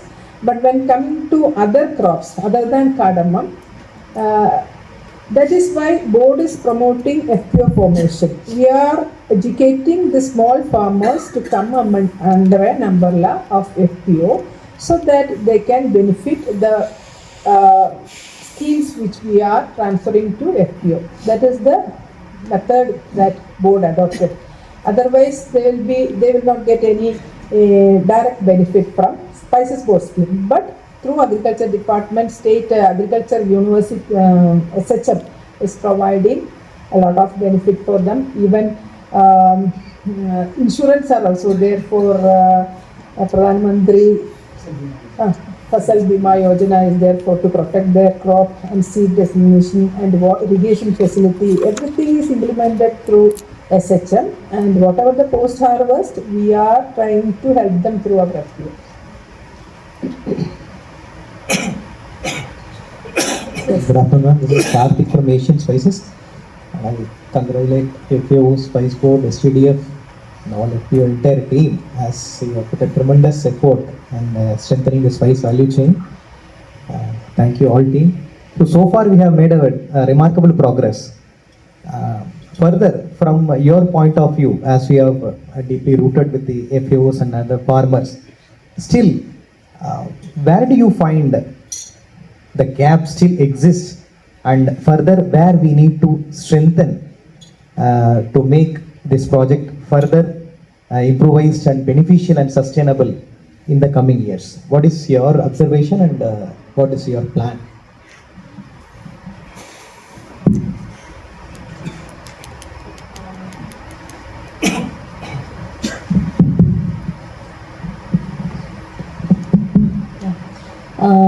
Thank you first of all for the question. So now this project has ended, but this was a pilot project. We are not going to end our work here. So we'll further continue. Now our next objective is to, as we were in directly touch with these farmers from last couple of years, last 4 years. So the same process will be continued in these villages and other villages also. Apart from this, now we are focusing on strengthening the FPOs about the export. Because these farmers doesn't know what are all the acceptable MRLs in export. So why these rejections are, they have no idea about the export rejections. So we have to make them aware. Then only they will implement the same thing in their farming process. So now our next step is to make the FPOs the direct exporters. So this will go, also will teach them about the, the MRAs, the codex parameters which are required in the export market. So then they will see what pesticides we should use in the farm and what should not be used. Right now they are thinking only about their own benefit. So once they will learn about the export, they will their thinking will change. I think their thinking will change, so they will start adopting the other technologies also. And at present the farmers are reluctant to adopt the new technology. As I noticed in our 4 villages, especially in Cumin villages. So I think if they will learn these things, they will definitely start seeing the growth. I hope I answered your query. Put it like that. FPOs are going to be a healthy competition for exporters, correct? Maybe. Just 2 minutes, I just add up there. I supposed to say, but you said the same thing. No, that's why I've shared as a healthy competitor. Sir. I'm not saying it. That is what we want to bring the healthy competitor Absolutely. between exporter and FPO. Agree. Observation, I Yeah, just it give should an be. observation, not a plan. Plan Happy. already the state and spices board has given that. For the farmers, unless this is all the money. It's nothing to do with your good agriculture practices, good high practices, whatever. This is not a new thing they are doing since beginning. If I talk about the experience from the projects, at the end what it brought it connecting to the money directly to the markets. They got benefited by selling their produce. So that answers to that Bindu question as well. How adaptation of technology is difficult now. For a farm level, it's all about their money. This is their livelihood. This is their job, what they are earning. And in practical, we are playing with that, right? So if something goes wrong, then its entire life, it's all this depend upon that. So we should be very careful what we are teaching them and what they are adopting. So that is why farmers always talk about what I will get the benefit. Okay, I'll do the GAP and GHP. Yes. But what at the end I am getting? Yes. If you go to any APMC market, farmers are waiting for less 7 days to sell their produce. Rather, he can store there. But if you can ask why you are spending 6 days in APMC to sell your produce, he has a marriage in house, he has a festival. It's all income depend upon that produce. So whatever the price buyers will give at the APMC based on the appearance of that product, he will just sell it and come back with the cash money to survive. So we have to bring those technology and also with experiment, not with the small farmers. This always should come either with the institutions or with the big farmers who can take a risk, whether it's organic or any adaptation of other practices. Thank you.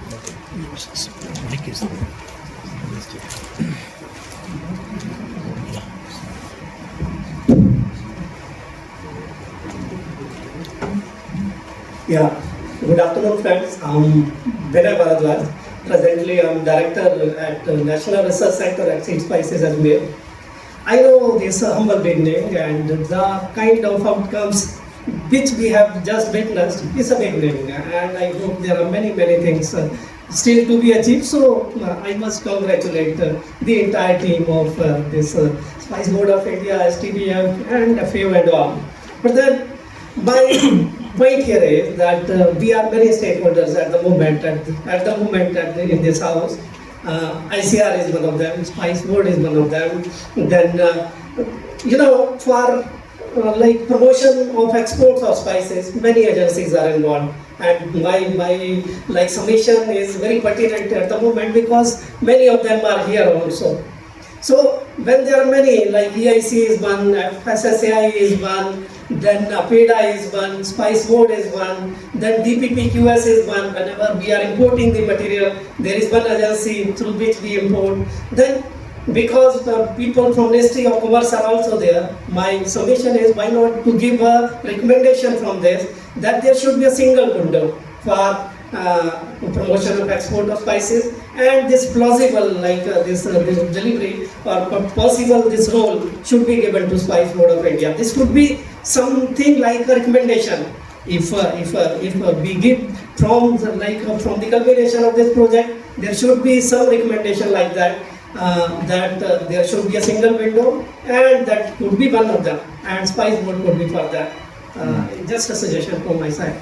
Thank you.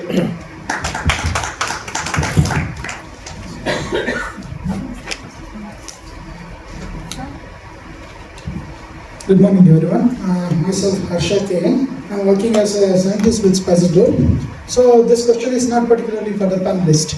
This is the question for the exporters. With the efforts of FPO and Spices Board, with a very minimum fee, we have started a journey. We have lighted the land. If the lamp has to give the light for a long time, someone has to put a fuel for it. So, okay. Since I am associated with APEDA as a National Evaluation Committee member with organic certification, I have witnessed the main concern with the farmers who are into this GAP or organics. Sir, we are not getting the premium price. Now, I am passing on the bar to the all exporters. What's your commitment, gravity, with respect to paying the premium price, which can definitely replicate the results across India, so that tomorrow India is going to become a hub for production of clean spices rather than clean at the processing hub. So I need the answer from exporters. Thank you. I'll answer happily. We will answer. We have next panel where we can answer these questions, please. We have to stick to the time. Sorry. So you have to wait and watch. So, coming to the conclusion of the first session. I already told about that. We discussed And, it. in this lecture, I would like Same thing. to include What we are doing. few pillars who are behind this project. That is when the project submitted, our secretary was Dr. Jayathanan. During this period, this proposal initiated. And I would like to mention the name of Dr. PSS Thambi and Vinay and Joji Matthew. They were also there in the project and two of them retired. And sorry to say that Dr. Thambi is no more with us. And also during the last period, Dr. Sri D. Satyan IFS also, Secretary Spice Board also supported a lot for the implementation of this project. And I mentioned all these names with gratitude for the successful implementation, smooth going of this project. We are the pillars behind us. With this I conclude, and I hope this is a beginning, and it will continue with the same tempo to all other region also, and to get a fruitful result. And like what we did here, I request board's officials to disseminate your results in the end of the year, what you did. And this is a learning, how to showcase the result.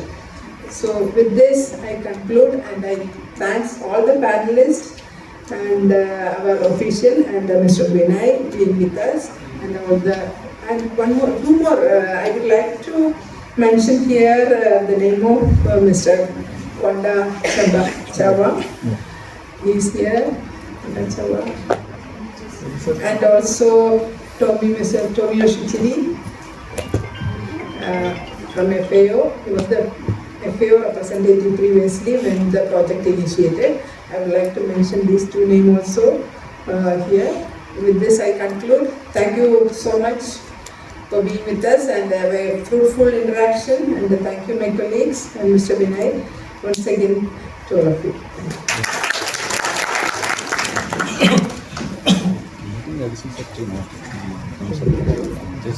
Thank you, Dr. Hemashi, for those thoughtful closing remarks, and thank you to the esteemed presenters for sharing such insightful learnings and success stories.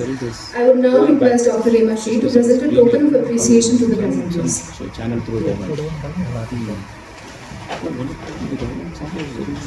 This diversity needs to be conserved, improved, and taken care further and further so as to take ahead.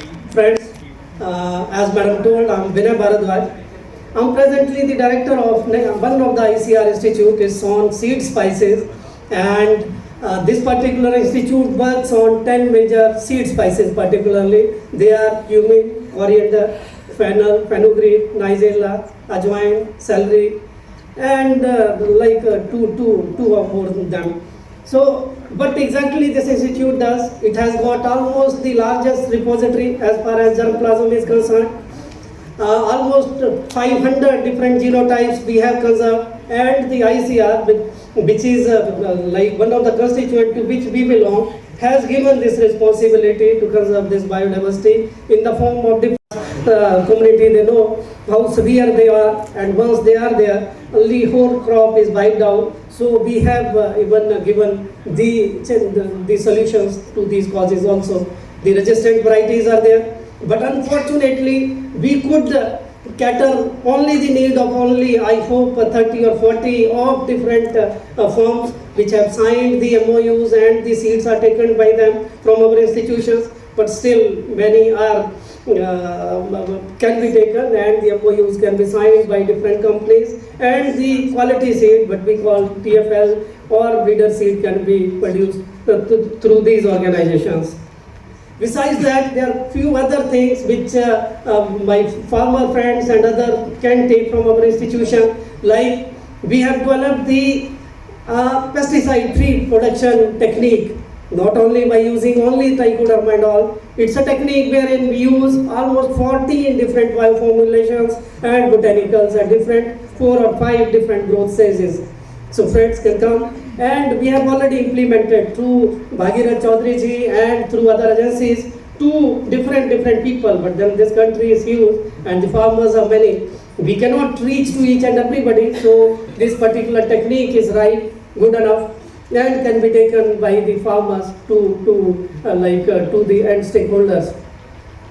I was discussing with the chairman, madam, and we have a few of other technologies which are at very ripe stage. Technology enhancement stage we call, and they have got different levels when a particular technology reaches to some level of maturity. Few of our organisms, like one of the bacillus, for which the formulation we have already almost finalized, it is able to control almost 90% in case of lab conditions, the alternaria of life, through this particular one bacillus species. And very soon we will be giving it to different entrepreneurs, and the way Spice Board is doing, we are also like more than 60 trainings of different entrepreneurs we do every year. Not only like in one area or Badmer or Jaisalmer, but like length and breadth, wherever the other crops also grown, we also do that. But the single institutions or Spice Board of India or all these agencies are too limited to take these challenges ahead, to take these things ahead. There are many other things which our institute has developed, and if I naming on them, I hope time would become shorter, so I'll not go into detail. The topic which Madam Rao has given me, that in my opinion, what could be the major challenges, to me it appears none of the insecticide in this country is having a label claim for acting against or spraying against the pests which are encountered in seed spices. No company come forward. They need these CIBR, what we call CIBRC label claims or registrations. Companies doesn't come forward. Though the institutions like us, we are ready to give all kind of facilitations what they want, so as to generate the data and so as to register their chemicals, new chemicals with this CIBRC. But then I hope a few of the fungicides, recently we helped 2 of the companies, but this is a challenge.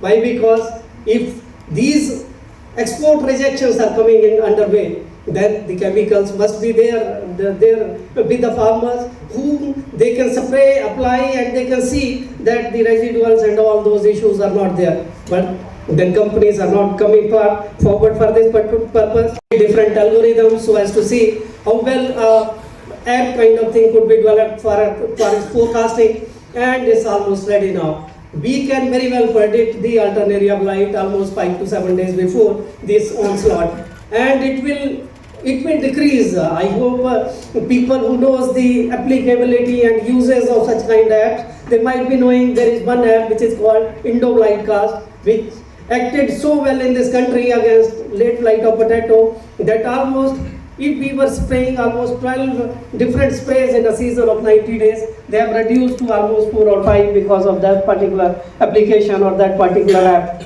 This institution, once I reach here, we have all the disease like yellowing and greening are coming.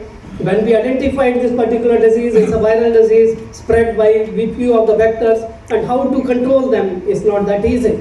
So not only in cumin this disease, but then most of these crops, new pathogens and pests are emerging, which needs to be taken care. Besides, what I feel is the way we are doing the expansion of these spices in the country, I hope the modern and AI-based techniques need to be taken care.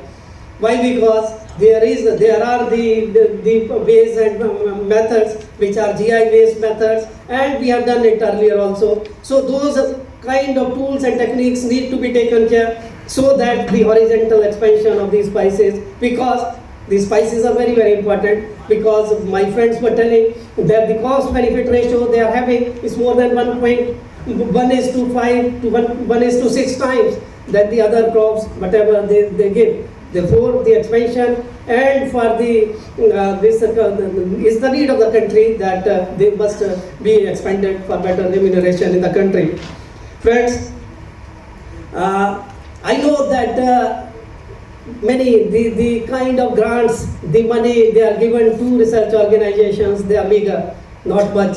Only 0.6% of the total budget they are allocated for this kind of things. But my feeling is, I've been to few countries like Cornell, like James Hutton Institute, like Oregon State University in US, and I find that whenever a new problem or new issues emerges, new varieties to be developed, people they join hands, and once they join hands through collaborations, is possible to tackle any kind of emerging issue. And it's possible here also in spices that we tackle these issues by wider collaborations, by public and private collaborations, and the bigger organizations. I was in potatoes, and we developed the varieties for South Indian conditions along with ITC, and we both joined hand together. And I hope my ITC people here may not be knowing it, because they are into spices, but then in South India, in Telangana region, few of our varieties, they are coming up, which are heat tolerant and all, because of these collaborations only. And it's possible. From this platform, I would like to say that this institution is open, and we can collaborate together so as to tackle head-on to these few of these issues. Besides, what I feel is that we talked a lot about residual issues and all, and quality estimations. Not 1 or 2 labs will serve the purpose. One day back also, I submitted one proposal to our ministry, agriculture ministry, so as to make a bigger lab, quality referral lab in any place where these spices are not, but then the things are not that easy. Funding is required, and it's also possible here that such kind of institutions could be established in a public-private partnership mode. So they are the issues. Then my friend Dr. Bhagirath, he did a tremendous job, and I hope this house must give a good clap to him. I will tell the reason. I'll tell the reason. Recently, he submitted one proposal for GI of Nagori Panbethe to PBFRA, and my friends might be knowing it that this Protection of Plant Varieties and Farmer Right Authority is the agency which gives the certification for GI, geographical indicators. And for Nagori Panbethe, he has already submitted, but it's just a beginning. Believe me, there are many other crops which need the GI tagging. Once they are tagged, the better remuneration to that area, to those fraternity can be given only is possible. Then the other crops could be like Badmer cumin, then Methania chili, or then Sirohi fennel, and many others where these crops have those kind of potentials.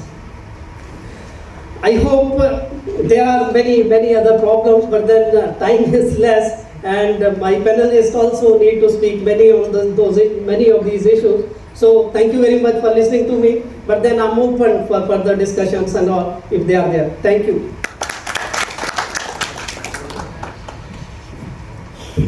Thank you, Dr. Bharadwaj. Absolutely fantastic issues of disease and the pests, and the need to enhance the R&D budget as well as the efforts.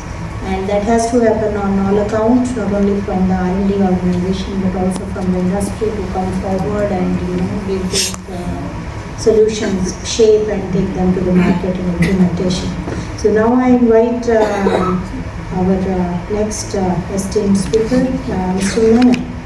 So from Mr. Menon, in fact, I would like to request that if he can share the NSSP program, National Sustainable Spice Program, that will be wonderful for the audience. Floor is yours, Mr. Menon.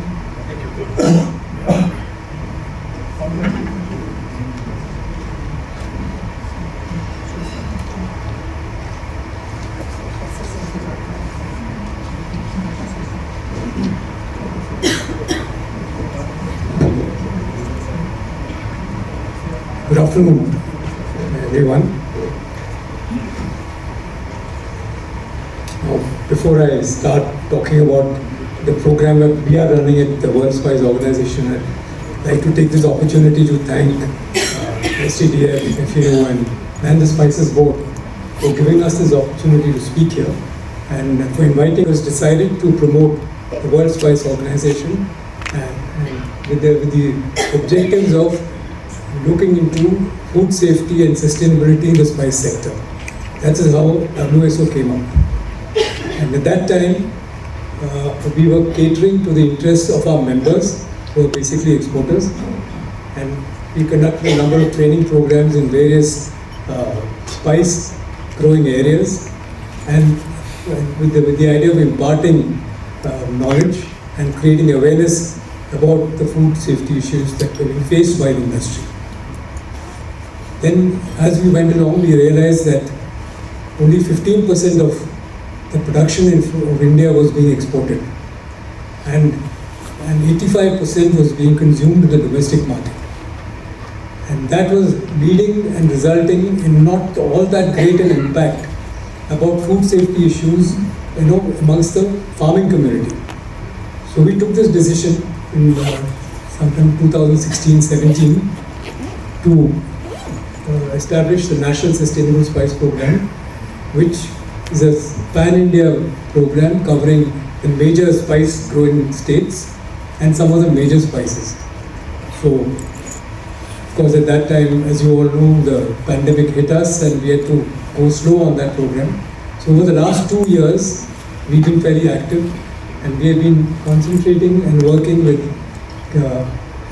farmer producer organizations, because fortunately for us, around that time, or just a few years before that, the government decided to activate this concept of FPO, and which enabled us to use them as a vehicle to carry our message to the farmers. So now we work with about 48 FPOs, which who cover about almost 25,000 farmers in 6 states of India, which are the major spice growing states. And we cover the crops like chili, cumin, coriander, turmeric, and pepper. Our efforts have been bearing fruit, but as you all know, since you are all experts here, that it's a very complex process, and we are trying to impart and trying to create awareness of issues like food safety and some of the standards that are being set by various bodies all over the world, and to a group of farmers who have been doing this for years, who have been following traditional systems of cultivation. So they have a certain mindset, and you all have heard about that here, and how STDF has managed to transform that and to take it up further. Our intention is also to try and do something like that. So we've been fairly successful, and so what we have really done here is, as far as our training, and another major objective of NSSP is to create market linkages. And in this we've been very, very fortunate, because most of the members are exporters and the big players in the domestic market. So we've been able to connect them. We've been able to connect them with the farmers, and we try to establish market linkages so that our FPOs can collaborate with the buyers and see whether they purchase whatever is being produced by them. Now, whatever is being produced by the FPOs cannot be bought by buyers unless and until it meets the quality norms and the market requirements of the market. that is the message that we've been trying to get across to all these 48 FPOs who have been working with us. We have been fairly successful in that. I mean, we have been able to create that awareness, and we've been able to get this message across to the FPOs, so that as and when they produce the material, the buyers will be ready to pick it up, because that is what the buyers really want. The mode of training which is being followed by us, we have a set of trainers from our head office who are very senior and who are expert in spice production. They in turn train the master trainers who are from the local areas, so that they're able to discuss and converse in the local languages of the various farmers in the different regions. So the master trainers are taken through a course where the package of practice, the latest, the modern package of practice followed for spice cultivation, as well as the sustainability standards that we would like to inculcate and bring into the program are taught to them. And these master trainers in turn, they educate the field executives of the FPOs. The field executives of the FPOs then take it up with the farmers from the specific FPOs which are under them. So it's basically a 2-tier and 3-tier process. We have support of 3 or 4 organizations in this. One, of course, is the Spices Board, which has been very kind enough to extend the help, not financially, but in kind. And we have been making use of their offices, and we've been making use of their development officers to work with us in this training program. We have IDH, we have Rainforest Alliance, and we had GIZ as collaborators in this program, and they also help us financially. And more than all this, the All India Spices Exporters Forum has been with us, and they've been supporting us in this venture. So that, in short, is the National Sustainable Spice Program. So over the years, when we started initially, the package of practice was what was brought out by the Indian Institute of Spice Research, Calicut, and also the NRCS for seed spices. So we've been implementing that. Now, since it's been almost 3 years, we are trying to update this package of practice. In fact, we had a recent meeting with ISR Calicut, where we went through this whole process, because new molecules have been coming, and as you all know, there are certain chemicals which are there in the package of practice which have been banned by overseas customers, but still they figure in the in the package of practices.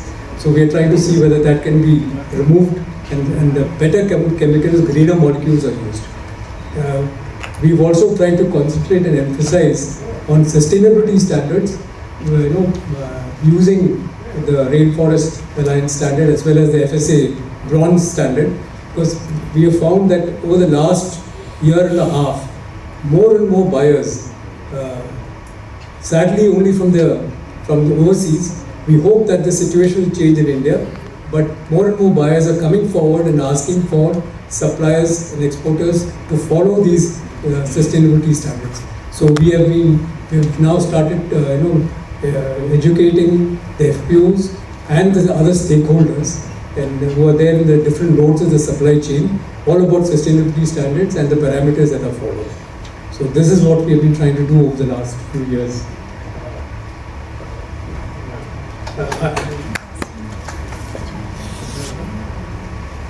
Just before I end, I think probably just like to say that all along in this program, when I was reading this, the list that was sent to us, we've been talking about challenges only. So the thing is, every challenge is an opportunity. And what we have realized is that whenever there is a challenge, our exporters, our stakeholders in the spice industry have risen up to the occasion, and we think that they will do so in the future. And these organizations like STDF and FAO, if they continue to support us in the manner they've done so far, then I'm sure that the spice industry will have a very bright and sustainable future. Thank you. Good evening, everyone. Good evening. It's a very good gathering. I thank Spices Board, STDF, FAO for giving me an opportunity perspective.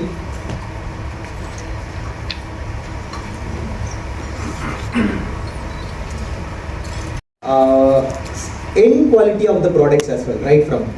So, if next to climate change, we need to develop climate resistant seed varieties. That is the need of the hour. As I'm sharing a practical situation last year during the cultivation of Cumin in the Badmer district near to the Shedwa area. Some of the fields has been totally disturbed. I mean, they have lost the crop due to heavy storm, which was unexpected during that period. This is merely a climate change example, and farmers couldn't able to take up the crop, and they have developed blight and wilt diseases, and due to this, the seed has become very weightless, and they cannot able to market it properly as expected.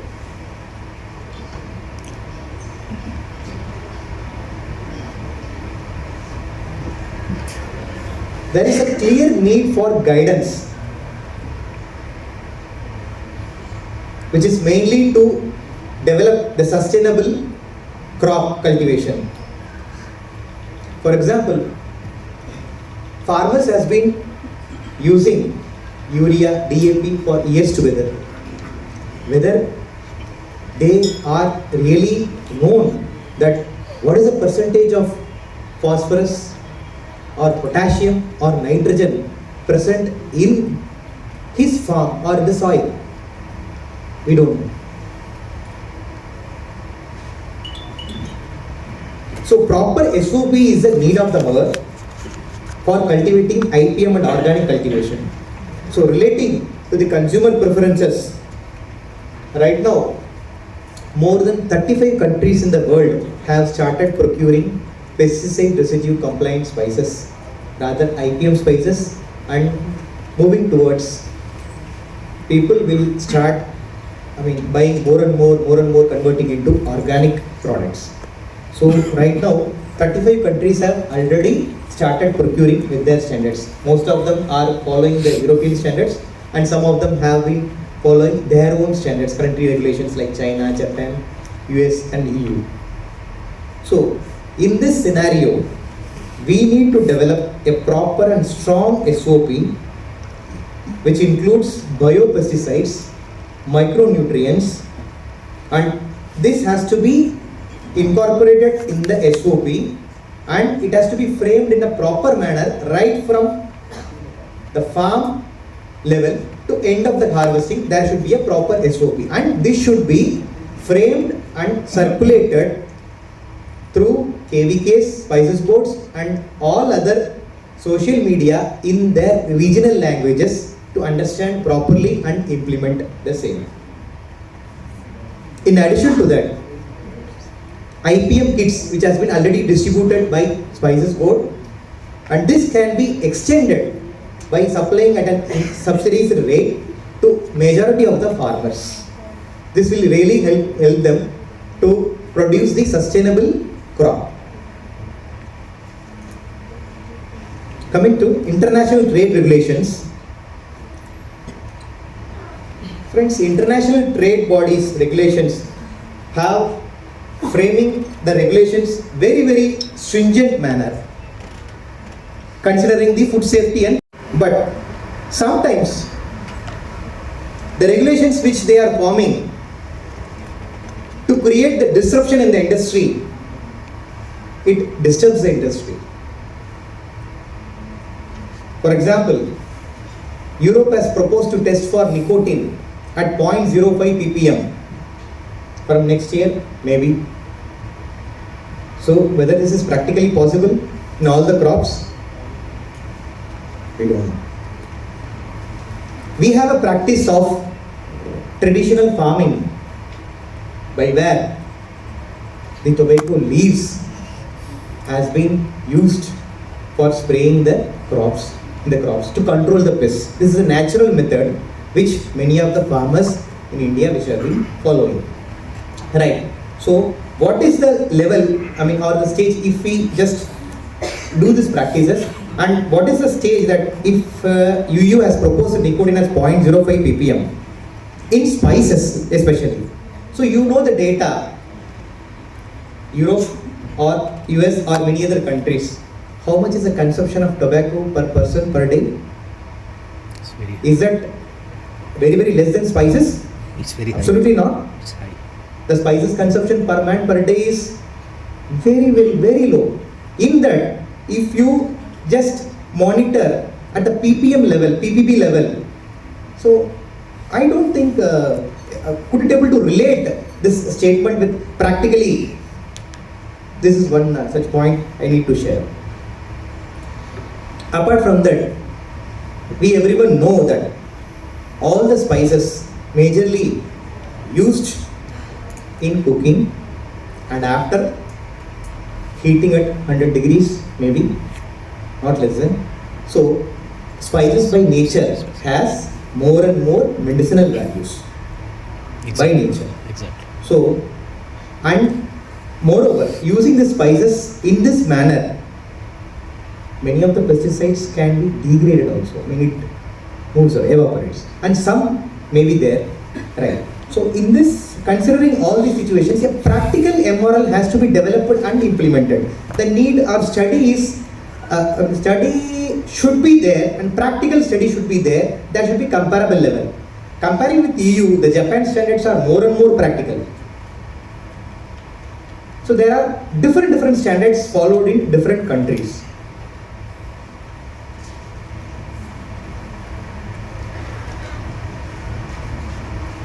So I suggest a detailed SOP which has to be formed from our side. To matching the international countries' regulations, that is necessary. And recently comparing with EU and US, we are surprising. FSSAI standards are more and more stringent. Some of the parameters in Cumin, madam, 80% of the Cumin will fail for FSSAI parameters if you go and test it in the market. Yes. And it's good, and we are happy that recently you have proposed a higher level of limit, and it has been put on the website for public comments. Thank you so much. We have been fighting for this since long, 3-4 years, and we are happy that some proposals has been given for FSSAI. Thank you so much, ma'am. And if this is implemented, then that would be very, very helpful for the industry as well. So, for the producers adapting to the changing consumer preferences, so there should be periodic interaction with the farmers and the industry people to know the challenges what industry people are facing. That is very important. And regarding the incentives to be given, though exporters, we are paying a reasonable premium to the crop, IPM crop, comparing with the conventional crop. As Mr. Jugaldas has already shared in his speech, and the farmers representative FPO has shared, we have paid, our company, we have paid more than 10 to 12% higher than the conventional crop in procuring Fennel IPM this year. So from exporters' part, we are fair in supporting the farmers to the reasonable level, so that we can also be able to sell the crop to or the produce to our buyer at this price. We are happy in supporting the farmers by paying a reasonable premium, right? So, along with us, we request the government to give some incentives to the farmer community for converting from conventional to IPM and organic. It's end of the day. If farmer is happy with the premium price, he is obviously happy to convert from conventional to IPM or organic. If he is not getting a premium, then how he would be interested? As an exporter, we are happy to support with the premium margin, but entire burden we cannot able to share, handle from our exporters' perspective itself. Otherwise, we cannot able to sell the produces to our consumers. They have not been giving the enough margin. If we cannot able to sell it, then he will opt for some other country. Africa is ready, Syria is ready, other countries are ready. They have been offering. Then where we will go? So a lot of study has to be there. In this forum, I just request Spices Board to write to the ministry, the government, to propose a good incentive scheme for farmers converting from conventional to organic and IPM farming. The more and more, I mean, we have been giving subsidies for the fertilizers. Some of the part can be diverted to this organic cultivation as well. We need to change schedules.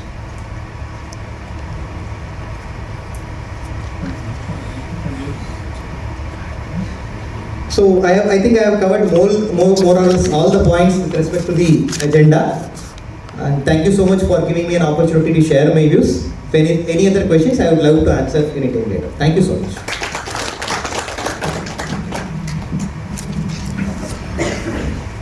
Thank you very much, Mr. Udai Kumar. And you rightly said that there are very many disruptive regulations coming up, not only in the spices sector, but all other commodities as well. And it's increasingly becoming very, very competitive at international level.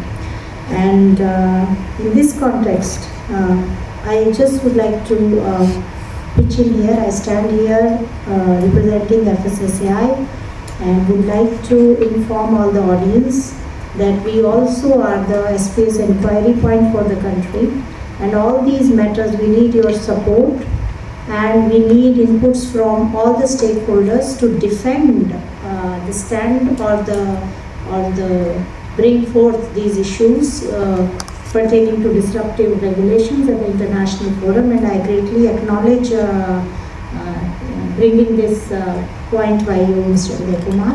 And this is a collective effort and we seek your input, and please feel free to reach out whenever you observe any such issue. And we will be representing the national concern on the platform which is meant for it. And another thing, again, more than you, I would say, the chair of our scientific panel on pesticide, Mr. Paresh Shah, he's burned midnight oil, I would say. So the last pesticide MRL we had notified was in 2018, and then there's been a lot of gap for very many reasons. And very recently we have notified now compendium. Mr. Davi was also suggesting the same thing that we have done it, sir. So we've notified the compendium which takes care of lot of those issues which were ongoing, not just for spices but for other agricultural commodities as well. And as on date we have, if we just talk of spices, I think 129 MRLs across 89 pesticide uses in spices we have notified. And we also took care of this another interesting dimension to all these MRL business. As Europe is all the time doing it at the limit of quantitation, and it's highly unreasonable to have a limit of quantitation at 0.01.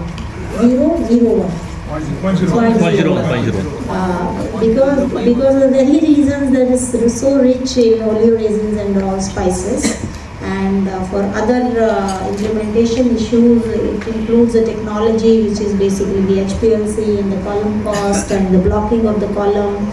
If you see all those practical issues at the lab level, this is not at all reality, this 0.01. So FSSAI has taken a stand, and we have made that amendment in force through an order where we have made this LOQ at 0.1, for which media did not understand for quite some time. What is this? India is, making its people eat pesticide, raising the limit of pesticides or MRLs to tenfold high we have taken it to. So that has been largely the gap in understanding of the media, of the technical issue behind it. But yes, we have taken care of that concern, and we hope to do more in this area with your support, with support of everyone. And now, Dr. Rao, could I just come in, because you mentioned, yes, please. because Yes, you mentioned MRL, this is something that's been exercising the minds of the exporters and many of us in the stakeholders, that in spices we find, as you said, that, and even Karthik was saying the same thing, that we find there's a lack of label claims, enough label claims for spices and for the various pesticides that are used. Number one. Number two, which again leads to a lack of MRLs. Now, of course, steps have been taken to bring in quite a few, but there's still a large part is still pending.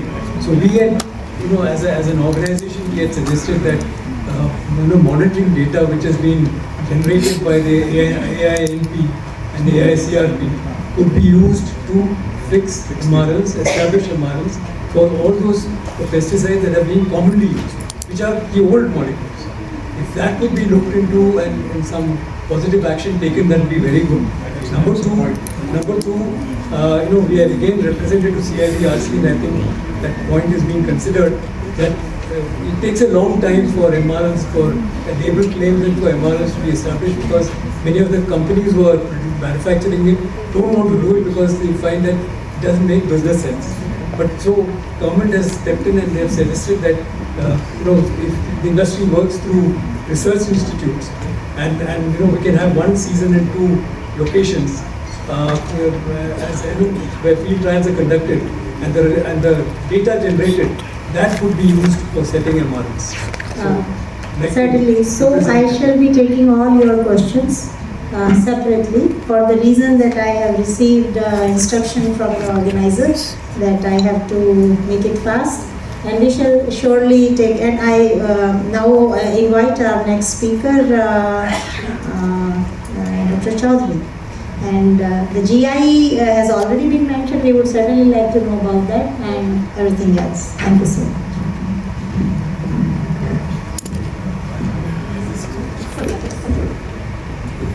Struggling for many years to convert farmer from conventional practices to science-based, production practices in different crop for many years with involvement of ICR and different institutions. We have achieved a remarkable progress on that front, that we could see, examples of farming community adopting high-tech innovation in the production practices, scientific innovations in production practices, where you are allowing country to achieve $50 billion worth of agriculture export in last 2 years. And we are also very happy that it is because of the willingness to adopt technology, farmer has produced spices that are meeting global standards, and we are exporting close to $4.5 billion worth of spices from the country. I think these are very stellar achievements from the farming community, and I'm so happy, since I work with large number of them day in, day out. When I say large number, I'm talking about thousands of farmers that I deal with in a yearly basis under various projects funded by the Government of India and different institutions. I think technology adoption and lab to land, it's not a problem, provided that farmer cost of production doesn't increase. Second, we need to see the technologies that enable ease of doing agriculture production. Anything that you suggest that complicate production system will not be adopted by farming community. I could see concept of organic farming, where you are asking farmer not to use even food for crop, like fertilizer. It is not allowed. You cannot use NPK, which is a food for the crop, to produce food that you can consume. I would agree that not using pesticide or low use of pesticide or maintaining MRL or pesticide would be much more feasible approach. But not allowing farmer to use nutrient, as if, asking people to us to come to this meeting without eating food actually. That's where I think we need to see the practicality of technologies and practices being suggested by Government of India or through international standards, where it enables farmers to do better than what they used to do in the past. So the science for production has been at the forefront of farming community, and we see, as I explained, that we are reaching to the level to the people. One from the horticulture crop like fruits, where we have been able to ensure that the farmers uses pesticides so judiciously that they can produce grapes which meet international norms set by any European Union. That is a very classical example of how you can translate farmer from the practices that they have been adopting for centuries to the new practices that you can ensure that you produce international standard food for the global community. The second very important example, and which I can trace back to 2010, where ITC and Giri sitting here, McCormick people are also here. We initiated a project to convert Cumin into IPM Cumin. And I think with the protocol prepared by NRCSS and Dr. Balbasa is here, today Western Rajasthan farmer, the poorest of poor, of course their land holding would be little more than the other farmer because of the deserts that we have in Western Rajasthan. Today we are producing 40,000 metric ton of IPM Cumin, where smallholder farmer adopt technologies like microbial trap systems, they use biostimulants, they use all kind of vermicomposting and all kind of natural practices that you are adopting. So I think smallholder is willing to meet the standards, adopt the science and technology innovation, provided that, as I said, it doesn't increase the cost of production and it also doesn't increase the labor in agriculture production system. The science for sustainability has moved little beyond the science for production in the country. We are now subjecting our smallholder farmer to norms where farmer has to ensure that he has to keep his soil healthy. Norms where we are asking farmer to remain net zero. Norms where we are asking farmer to adopt the certification procedures that would be so expensive that he will not be able to even feed his families if he adopt those kind of practices. And lately I have been hearing all this information that's coming from agencies involved into agriculture procurement is that we need to move to the regenerative practices. That's the norm which goes beyond sustainability. So I would like to urge from this platform to STDF and representative of Food and Agriculture Organization that farmer would willing to adopt technologies and innovation, provided that he get proportionate increase in the value for the products for which his cost has been increasing. The 10% premium on IPM is actually really nothing with respect to the yield penalty that he has for not adopting practices where he can reduce the losses caused by pests and diseases. It's really nothing. We need to also see that the pricing parity of what industry, and I want to give an example. Today you go and buy just clean cumin on Amazon. It will cost you 600 rupees kg. And farmers are getting 200 rupees kg. Just a clean, there's no value addition. So I think from all of us, we need to really see that if we have to make our farming community little wealthier than what they are, we have to really handhold them, and we need to handhold them because climate change is creating the problems that we cannot even imagine in field condition. I tell you, and Dr. has just talked about, I can tell you an example of Western Rajasthan where I work, or areas. I also work on cotton in different part of the country. Our farming community are facing multiple problems.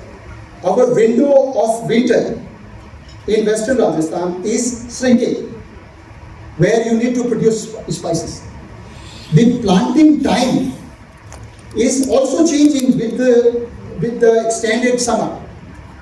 And there is a termination of winter quite early, or disruption in end of February, where all efforts that farmer put together to produce quality spices, goes into vain. So climate change is a real biggest problem that humanity is going to face with respect to food. And I think these sustainability norms that we are fascinated by all these words that come from I don't know where. But those people who are generating these fascinating norms must see the reality of a smallholder farmer who is producing food for 8 billion people in the world.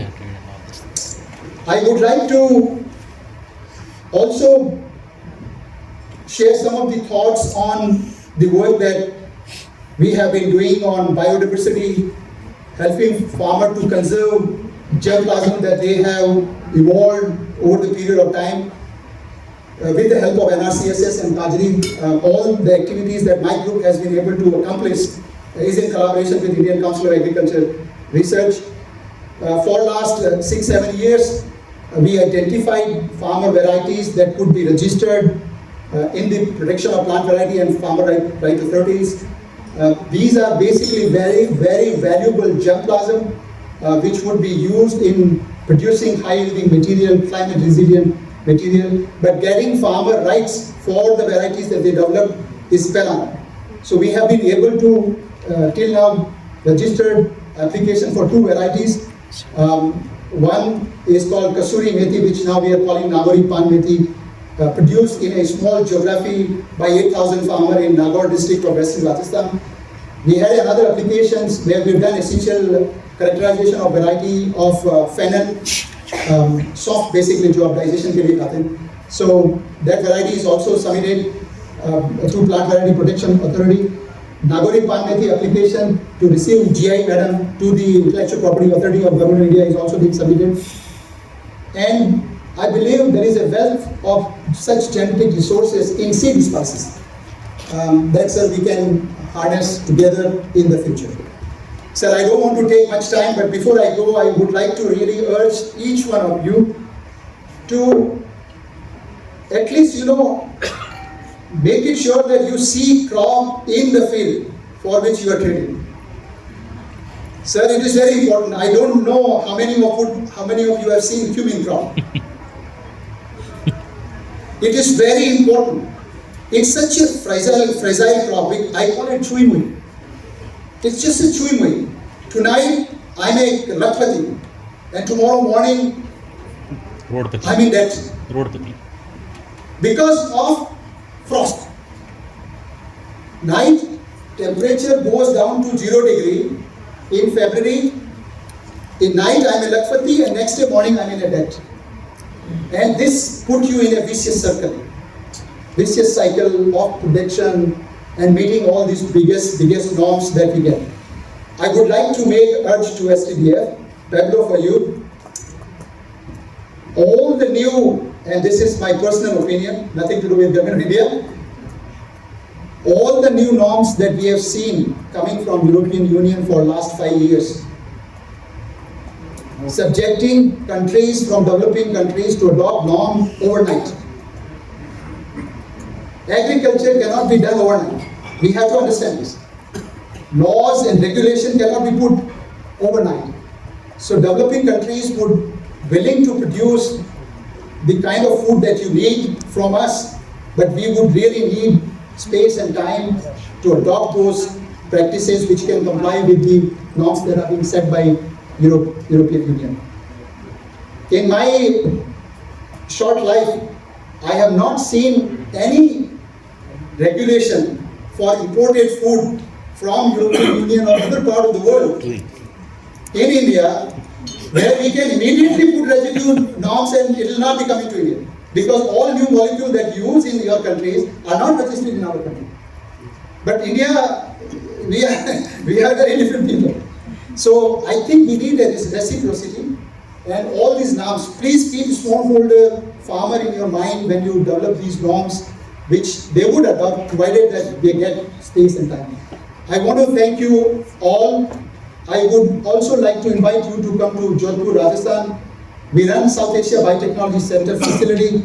I personally meet 10,000 farmers every year. 10,000 farmers. मैं अकेला 10,000 किसानों से मिलता हूँ हर साल और उनके साथ काम करता हूँ. So I think it is time that whatever we preach, we practice, and we ensure that the food for agriculture, which is nutrient, is not subjected under organic certification panel. Thank you so much.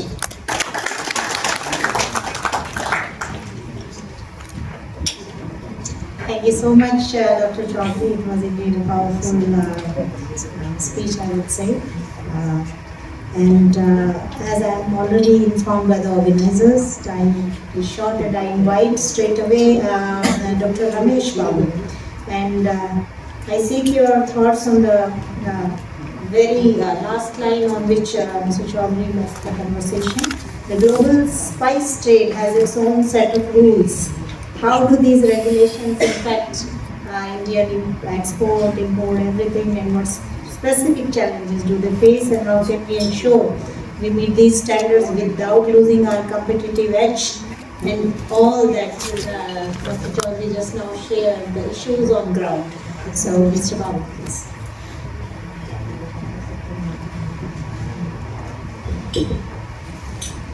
Thank you, Dr. Rao, and a very good afternoon to all. And my thanks to STDF and Spices Board for giving me this opportunity to be part of this workshop. In fact, and I'm feeling very proud to be part of this project. Congratulations to all my colleagues from Spices Board, as well as for STDF and FAO for supporting this project to a successful conclusion. Just to come back to the topic in the interest of time, the regulatory issues faced by spices. Actually, it's very interesting. The way spices are treated by the various regulators across the world. Spices are consumed everywhere. It's ubiquitous. Every country has its own cuisine which uses spices in its own specialized way. But the key thing is that spices are consumed in very minute quantities, and with that in mind, the risk posed by these spices due to consumption cannot be so large. But somehow the regulators are really very fascinated with spices, and they test all the new regulations on spices. So any new regulations that comes in, and they first implement in spices, and we start facing rejections. This is something other speakers also touched upon. So I would like to look at the regulatory issues from another perspective, because Spices Board, as a government of Department of Ministry of Commerce, Government of India, we have the role of functioning as a regulator also. The Spices Board is a regulator for export of spices from India. So this means that we will have to look at the rejections of exports that are happening across the world, so that we can take proactive measures, so that these rejections will not happen later. So by looking at the rejections, Spices Board implements this mandatory testing program. We shortlist the major causes of rejections of Indian spices in other countries, and then we make a mandatory testing program by which we ensure that the spices exported from India are safe, that any non-compliance is caught before it is exported. So this has been going on for the last 10 years. Basically, we heard experts across the spectrum, from agricultural research to biotechnology, from international trade to domestic market trends. We have explored the impact of climate change and the complexities of global trade regulation, the shifting demand of consumers, and the urgent need to empower our farmers and promote sustainable practices. So with this, I also understand that all of it will require collaboration, innovation, and a commitment to sustainability. And we must invest in research and development. We must embrace technology, and the examples were given by the experts. Strengthen our value chain and empower our farmers. I again state that because that has come up as a very, very important statement from our experts. And we work together, the government, industry, academia, and civil society. We create an enabling environment that should foster growth and resilience in the Indian spice industry. And we thank all our experts who have shared their thoughts with us, all the audience who listened patiently. And I'm sorry, I'm not going to open the floor to you for any question because I've been told that I have to sum up here. Thank you so much for listening.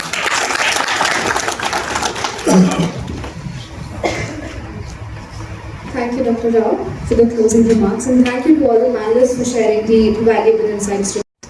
Brought in to sort out which is good and which is bad. He produces sort of the gauge, and I have put the metal into the gauge and then see, okay, this is good and this is bad.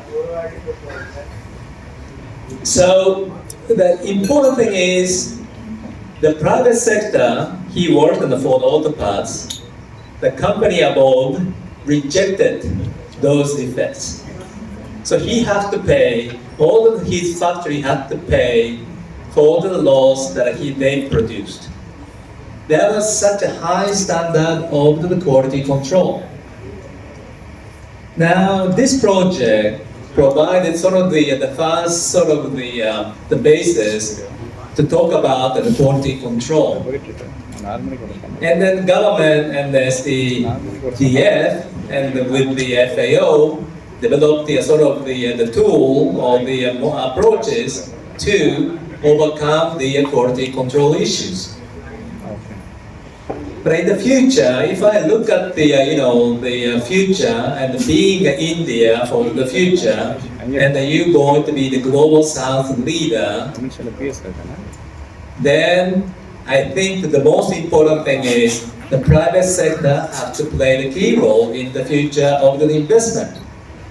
And private sector, or you guys, or the government, or no farmers have requested the government to develop their capacity, but to me, it's time for the private sector to start developing their capacity to reach out to the farmers and then invest into the farmers to improve the quality by communicating, because they have the value chain.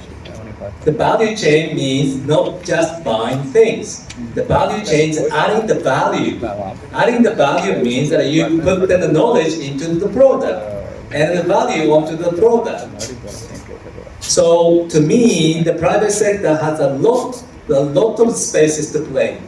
Okay, the government has to play the important role, but for the future, to me, the private sector really has to start playing the role. Now, if you look at the Japanese private sector in the past, and then even Toyota or Suzuki, whatever you have, the company, they are investing into the quality controls and investing into the, you may know, Kaizen. Every step they count, and every step they look at the area of the improvement. And then the same things happen in the food sector as well as the farmers. In Japanese farmers and the food sector, they invest into the improvement and every Kaizen. So this is sort of the area that is, to me, future direction of the future investment in the India. My wife started to learn in the yoga, and then nowadays she talks about a lot of the karma. And sometimes I feel that the people in India give up because this is my karma.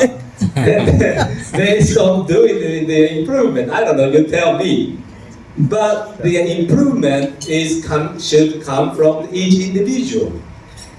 And I think, some of you may have seen the movie called the La Pata. La Pata with wife, ladies. Yes. I mean, I was so impressed, and I really liked it in the movie. And I don't talk about that movie because some of you haven't seen it, and then I encourage you to see it. But it's touch upon a little bit the importance of the education and the future of this area and the improvement of the spices, or the future of the agri-food system. Everybody have to. Each individual, not just the government, each individual, companies, farmers, I hope that they use their education and put their education into the practice through the Kaizen and then improve it. For that, FAO and us and the government will invest into sort of the packages that the private sector or association or government will. Thanks a lot, Taka, for bringing in especially those personal examples and Kaizen and some of the history behind Japanese manufacturing. Quite interesting. Moving on, and just wanted to emphasize, we're going to try to go through the panel relatively quickly, so I'd like to ask all the panelists to keep to around 5 minutes, so we can then open it up to speakers in the public for questions and answers, so we can end on a high energy note. So moving on to Shivali, who works for the Bill and Melinda Gates Foundation. We know the Gates Foundation is really, one of their main kind of aims is improving public health and introducing perhaps new technologies. So can you share a bit of your experiences on, what has the Gates Foundation been doing? What are the key areas of investment in terms of modern technology and innovation in some of your ongoing projects in India? Thanks, Pablo. First of all, I would say, just following up on what Taka had mentioned on the karma, don't give up. I would actually go to the next extent. Don't give up, but start thinking of the farmers as you would think for yourself. How many of us sitting in this room are using feature phones? I would say probably none of us. Most of us are on smartphones. Similarly, most of you would have heard about ChatGPT or tested 7 technologies on a very bare are bound to fail. And we said we are not afraid of failures, but let's test. And we tested technologies with close to 35,000 farmers, not many. And we tried WhatsApp chatbots. We tried package of practices through video-based advisories, giving in-person package of practices, going on to AI voice-enabled chatbots. Then we went on to testing the produce at the farmer or FPO end using spectral analysis, but tabletop spectral analysis with some of these startups.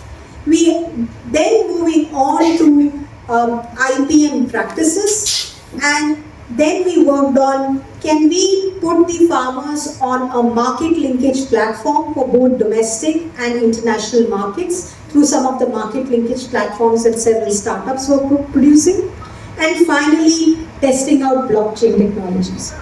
So these were the 8 interventions over a period of 18 months between 2020 to 2022 start, and we then put on JPAL to evaluate whether the income realization at the hands of these 35,000 farmers was changing or not. Because at the end, unless the income realized at the hands of the farmer changes, they're not going to adopt it. No matter how modern or innovative the technology is, because they don't really care. It is at the end of the day the income that matters. And we figured out that of the 8 different combinations that we used, only 4 worked. 4 failed. That was fine for us. We had 50% success. But the 50% failures gave us lessons of how can we scale this up. And we then scaled up this particular program, and we are now in the year 2 of the scale up, where our program has been able to reach 3 lakh farmers. In Guntur and Khammam districts, we've expanded to the state of Telangana. And we found that there was one single intervention that actually costed and actually made the farmer realize 27% income gain. And that single intervention was quality assay. And when we figured what that quality assay was, so because I'm talking to the crowd, I don't have to preach here of what capsaicin is, what color is, what curcumin is. Those were the parameters that decide the grade of the produce at the end. And the grade was the one only single parameter at which the farmer was able to improve its price realization. And if we were able to give a technology at the doorstep, may not be every farmer, but maybe at the FPO level, because aggregation can happen at the FPO level. But if we are able to give the quality assay testing technologies at the FPO level, then those set of farmers who are associated with those FPOs were able to print a quality assay, a physical as well as chemical assay slip, which allowed them to bargain with the trader for a better price realization. They were able to tell the trader that my grade was A, look at the slip, this has done XYZ test, and you are just looking at it from the physical manifestation and you are saying it's grade B, it's not, I'm not ready to sell it to you. And that whole bargaining power was able to give them 27% improve in price realization.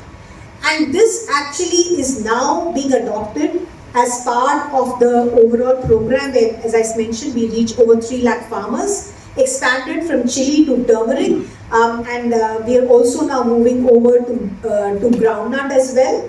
And the whole idea is to converge. While we talk about package of practices, improve, like, IPM practices, telling them what soil, looking at the soil quality, what should they use, the seedling material, the whole aspect of crop management is there.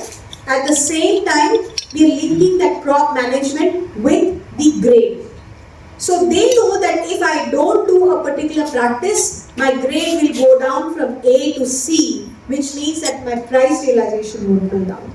And just linking these different silos of technologies together with the market linkage can actually do a lot more service at the hands of the small scale farmer.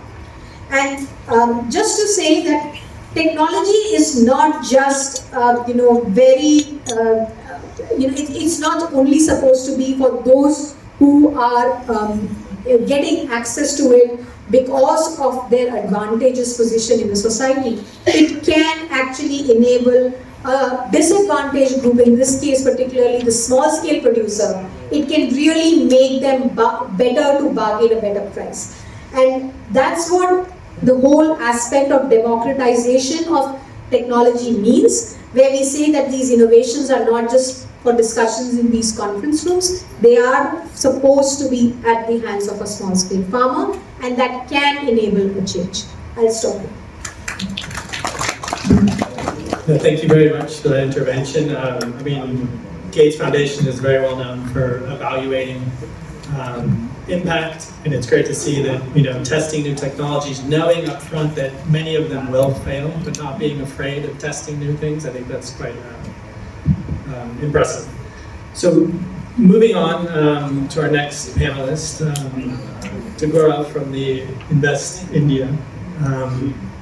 Could you explain a bit, first for those of us who don't know so much about Invest India, just what role can government policies play in fostering growth and facilitating investment, particularly in the spices sector? Thank you, and good afternoon, everyone. Just for introducing Invest India, let me give a brief on who we are and what we do. We are the National Investment Promotion and Facilitation Agency of the Government of India, and we work under the aegis of the Ministry of Commerce and Industry. Our key mandate has been since our inception to facilitate investments in the country across sectors. As we grew, we realized that it's not just the investments that are needed for a sector, but we need to create an entire ecosystem of startups, R&D, government support.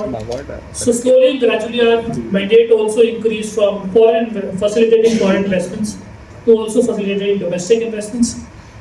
We also are the operational arm for the Startup India initiative of the Government of India. Yes. We are also the operational arm for the Startup India initiative of the Government of India. We are also trying to digitize all the approvals and clearances at the central as well as the state government level on a single digital platform, because a lot of businesses face these issues when they want to invest in any particular state. They need to apply at various central government departments or state departments. To promote that ease of doing business, we are also setting up a national single window system.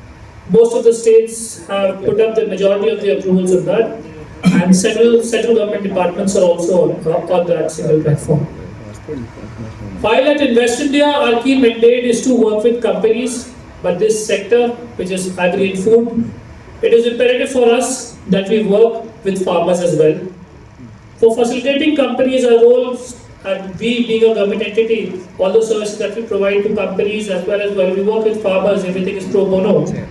Starting from the pre-investment stage, when a company is evaluating investments into the Indian market, we help the company to identify, to understand what is the market opportunity. We help them connect with farmers and FPOs to source their raw material. We help them understand which are the key states that they could look at for their processing facilities. We also advise them on various incentives, schemes, regulations and policies. To the investment execution part, when a company has then made up its mind, okay, I want to invest. To that part, we help them connect them with the relevant private industries that the government wants to promote.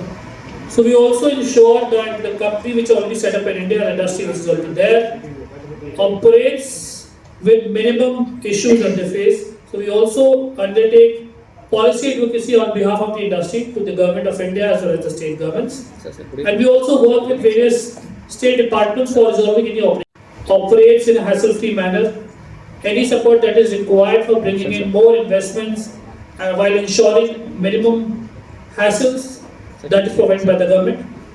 Apart from this EODP measures that are provided to us, there are various schemes and incentives that are also available from the central as well as the state governments for this industry as well.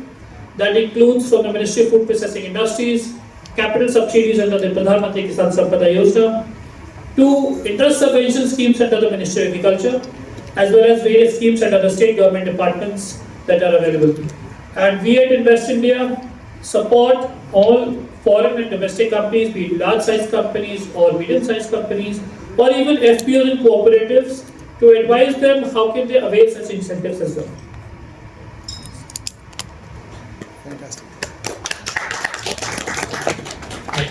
Thank you very much for that. I have a better understanding now of Invest India, and it's interesting to know that you're also facilitating domestic investments and not only foreign investments. Moving on to our next panelist, Saurabh. First of all, at the beginning of your intervention, if maybe you could explain a bit what IDH is. But the direct question to you would be, how can sustainable practices be integrated into the spice production to attract global demand? So thinking also about the future of sustainable practices within the spice industry. Thanks. Thanks, Pablo. So first of all, many thanks to the organizing team here for inviting us and providing our views on this very important topic. Spices is actually very close to the work that IDH has been doing both in India and globally. Very quickly about IDH, IDH actually is an international foundation, and we were created in 2008 at the height of the crisis when suddenly sustainability, from a buzzword, it actually became something which a lot of companies wanted to. And what IDH does essentially is we convene different stakeholders, specifically the private sector, around the topic of sustainability. And when I say convene, it's not only words but also actually making investments into the ground, investments on field projects. So what essentially we try and do is we try to change some of the practices that a lot of private sector players might have, and how do you ensure that their sustainability initiatives are aligned in a way that they can work in a pre-competitive basis and in your scale then can be replicated many times over. So that's very brief about IDH. In India, IDH has been operational for almost 12 years now. We started with cotton, a program which is now called Better Cotton Initiative, actually one of the largest programs that IDH managed. In the spices program, we do have NSSP. IDH has been a key supporter. Ram actually told about it in the previous session. And frankly, a lot of companies who are here, actually we have partnered with them. McCormick is a very important global partner. ITCB, of course, partner all in the spices, and there are actually 20 more companies whom we partner in spices, both in India and on a global scale. Now, the important question, that Pablo is that what is the future? How is the industry moving when it comes to sustainability? In the previous session, there was a term regenerative agriculture that was used, right? You will hear a lot about low carbon, zero carbon coming up. You'll hear a lot about, these terms that are coming up. And the question that we always ask is, that is good to have, but who will eventually bear the cost of doing all this? You can't pass down all the cost to the farmers. You can't expect the government or even some of the large donors to bear the cost. How can this be facilitated so the scale could be larger? And the point that Takazaki actually raised a few minutes back is the private sector co-investment could actually play a very critical role in that part. So maybe the initial catalytic funding or the support could come from the government, from a few large donors, but is the private sector business case to actually invest into it? But how do you create a business case for something which is not proven? Regenerative agriculture, very good to hear. Is there a really business case for regenerative agriculture? Low carbon farming, reducing carbon footprint. A lot of companies have taken targets on reducing scope 1, 2 and 3 emissions. But is there a business case for the consumers or the farmers? What we try and do is we try and establish that case. Is there economic value for all the stakeholders in the supply chain so that the adoption is high? Not only at the farmer level, where you talk about premium, I don't speak premium, I just say the prices should be fair. The cost of production to be taken into account, and based on that, what is the living income for that farmer group should be there. It could be at a higher premium, it could be at a lower premium. We don't really look at that. What we really want to see is whether these farmers or the communities are having living income for a good living. Especially, and for the companies also, right? If they are making investments, there has to be a business case, there has to be some economic value that has to be generated. Are they having better engagement with the farmers? Is it really improving the quality profile? And to the end consumers, the question that was raised, how is the market moving? Now, why a lot of discussion on sustainability or these topics are only exporters? That is a question we always ask. Any forum that you go in spices, it's dominated by exporters. The domestic brands are always the same. And these domestic brands are huge brands in India. They control 85% of the production. Very big companies, a lot of them are even bigger than global companies, but they don't seem to appear, in these forums, in these discussions. Even with a few engagements, you'll not hear much about these companies. You will hear a handful of exporters who are associated. How can the behavior, the business behavior of these domestic companies be changed? What are the ways to do that? Is there a way to do that? Now that is one significant opportunity where we see a lot of work has to be done. How do you bring the domestic market players who actually are also exporters, because they do supply to a lot of other nations also. But how do you change their behavior? ITC, I would say, frankly, it's one of the exceptions. We do work closely with them. They are the ones who are not only the exporters, but also they have a big Indian presence also through the Ashura plan. And they do invest significantly in this initiative. But what would allow other companies to do that? What ITC has done in the last, say, 20 years, and Giriraj will explain more about it. But how do you then convince a lot of other players to do that? What can be done to improve consumer awareness? Because unless or until the consumers demand for it, the questions that these brands always tell us that there is no demand from consumers actually about it. But I would like to debate on it, because frankly, the Indian consumers increasingly, especially the urban consumers, are demanding much safer food, especially spices, given the issues that have happened. And the demand for, the verifiable, safe spices is likely to increase significantly in the near future. So unless or until the companies are prepared for it, they won't be able to meet that demand. So at IDH, that's the key, intervention that in the spices sector that we are trying to tackle. We're trying to see how to bring some of the leading industry players, the lead, players who control the market, mainly formal markets, try and bring them on board, try and change some of their practices when it comes to responsible sourcing, try and see on how we can work with, a lot of other partners, the governments, the multilateral institutions, the regulators, all play a very critical role in enhancing that ecosystem. But I think it's the private sector that has to really come up and also co-invest, along with these partners to create an impact, on the spices sector. So that's, a viewpoint, and happy to, hear many questions or views when we meet after this session or even during this session. Thanks. Thanks a lot, Saurabh, for that insight. I fully agree you have to have a business case for everything. Sometimes institutions like STDF, IEA, even FAO, we can provide kind of a small catalytic kind of seed funding. In the end, business, you have to have a business case for everything for it to be sustainable. Lastly, I want to move on to our last panelist, to the private sector, to ITC. So, Niraj, being an exporter, a major exporter that exports to around 40 countries, if I'm not mistaken, exports spices to around 40 countries. You know the consumer base the best out of everyone here on the panel. So where do you see the consumers going in the future? And how can India kind of strengthen its position as a leading exporter in global spice industry? Thank you, Pablo. And I would like to first thank you to Spices Board, STDF, and FAO. And this project is very close to me. When I met 4 years back in NRCSS only because I was also master trainer for this program. So when Madam said this outcome is 1200 farmers. So just I'll tell not only 1200 because we trained more than 5,000 farmers through this program. So now coming to the ITC. So as ITC always believe that how we can produce the more sustainable entire value chain.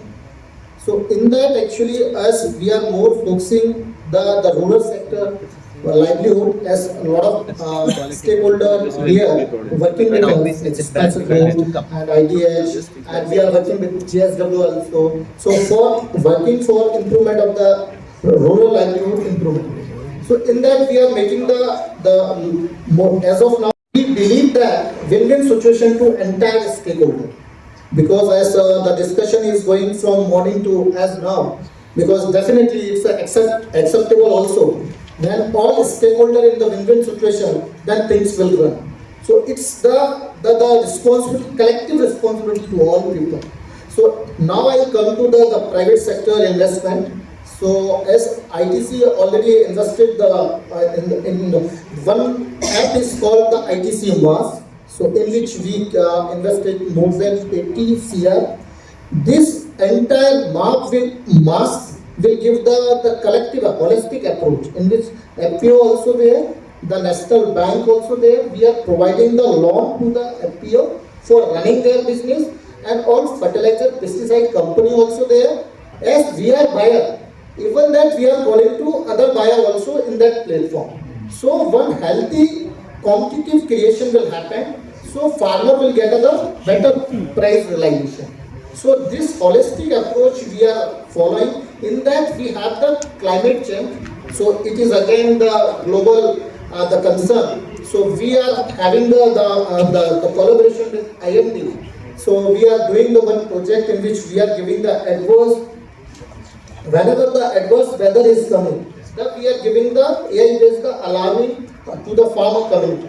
So just I'll here give the very small example. So I am now based in Rajasthan. Suppose in the now after 5 days rain will come. Then immediately what happen in this our app, we will go to one mass message. After 5 days rain will come. You should not go for the irrigation. If you will go for one more time irrigation, might be pest infestation will increase. So likewise we are utilizing to this you can say the technology. So make the more betterment for the agriculture. So no need, I accept also the lot of improvement the Act 2 required. So definitely all agencies are working on that and hope so. Now come to the Pablo question. The future of spices, the bright, and Bharat will not give up and Bharati will also not never give up. We work together, we will improve the spices industry and consumer behavior part. A lot of demand is coming on the pesticide residue free. Not only the spices, if you will talk about the vegetable, if you will talk about the cereals, pulses, so that's why we launched the one organic atta also. Even we launched the people are after Corona become also health conscious.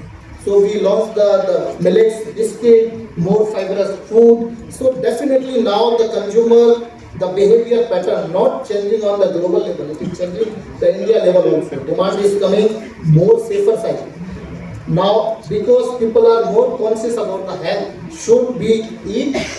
And because again they are thinking, should I eat or not? So likewise, it's a consumer are more bothered about where traceability part. So they are bothered about where this product is coming, which area it is coming. So how the exporter is treated this product, which actually cold storage they are looking, which packaging they are using. Really they are using the sustainable packaging. Because a lot of customers are now demanding the earlier they are asking the different packing material, but now they are asking the different packing material. So it's like a lot of changes happened in the consumer part, and which is the, you can say the good sign for the Indian spices industry. So we will take as a opportunity, and by through this collective effort, we will take this spices industry in the next height. So, and at last, I'll tell one more thing, that wherever the required is there for internal, because again, the private sector is the crucial part for the investment. So we are ready for the partnership for betterment for the agriculture, upliftment for the rural livelihood. So in that, in terms of if any FPO, if any organization so want to work, then we are ready for that also. We are ready for the investment. So thank you, Doctor. Great, thanks a lot, Niraj, and very, very interesting. Some of the trends you say you're noticing in terms of consumers being more health conscious, traceability becoming an issue, sustainable packaging. It's all quite very interesting. I want to now move to the audience, just to make it a bit more interactive, so we can end on a high note. So I ask anyone if you have any questions, if you have any comments linked to this. We have a illustrious group of panelists here of experts. If you have any specific questions for them, or even if you have your own thoughts on the future of the spice industry in India, how to foment investment, anything you may have. So I'll open up the floor for any comments or questions. And everyone's very tired, but we can get a couple questions and then we can go to a tea break. Yeah.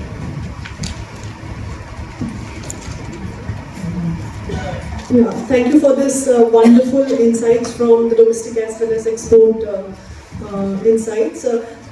It's a general question, whenever we are talking about sustainability or traceability or any other criteria within the sustainable supply chains, what are the major roadblocks for domestic players to adopt these change in regulatory regimes globally and nationally? I mean, what are the major challenges that you see here? Why we are not focusing more on domestic market? Because in terms of export, it is only 4 to 5% that we are focusing on. But India being one of the biggest market, what are the roadblocks that you see from your perspective? It's a great question. Yeah, please go. Yeah, madam, you asked the rightly thing. As we have the 140 CR people, so the biggest market is here. So one good thing is there, as you rightly mentioned that if you want to do export outside, you have to follow norms. So same like if India also definitely we are doing and we are trying to that thing. But now still if you will see if I talk about the spices, still the spices market is the you can say the handled by the more than 55% or 60% unregulated here. So requirement is there. How this you can share become the more by the regulated player. So when this will come by the regulated player, definitely this entire value chain you will find that slowly. Yeah, just one point. It's a very, very important question. Okay, why not the domestic market players are really talking about it? What we realize that spices is complex, right? Unlike other commodities, if you take, for example, EUDR, for instance, right? it has actually united a lot of players together on sustainability. Spices is complex because there are quite a few number of spices. Each spice value chain is very different, challenges are very different. So you really have to go deep down into, if you want to create an impact, maybe have a very spice focused strategy. And that is what we are trying to see. So for example, can we have a chili center of excellence? There are 5 or 6 spices which contribute largely to the production and to the value also. So that is something that we are trying to do. Can we have, say for example, for red chilies, a lot of interventions are ongoing by ITC, say, by Gates Foundation, by a few other agencies. Let's have a chili center of excellence where a lot of these practices are shared and invite the domestic players to be part of it, to learn from it, and the benefits other brands are actually getting out of it. That is something that we are trying to evaluate. That will it allow at least to people to then really be very focused. Because if you look at the spices, it's so diversified. Every time we get to hear from companies, it's so diversified, our sourcing areas are so different, challenges are so different, you can't talk in one frame of everything. So that has been a challenge in terms of adoption. So hopefully, through some very specific interventions in a few geographies, maybe to begin with, you build the confidence. And then once you build the confidence, once they see the benefit, then the adoption, amongst all the industry players may be higher. That's what hypothesis with at least IDH is trying to work. I just, to your point on why sustainability and traceability, because if you just look at Feed 1.4 billion people, it's an enormous job. And on top of it, you have the government is distributing the free grain to 800 million people. Europe alone, including the western part of the Russia and Turkey, a little bit more than 700 million. So government is feeding entire Europe of the population. And on top of it, the land itself here in India is half size of the Australia. And about 50% of the land is being used for agriculture. And then less than the 40% is being covered by surface irrigation system. So you got the enormous job in doing the agriculture. And to me, sometimes the agriculture is the social safety network, or social safety, the policy.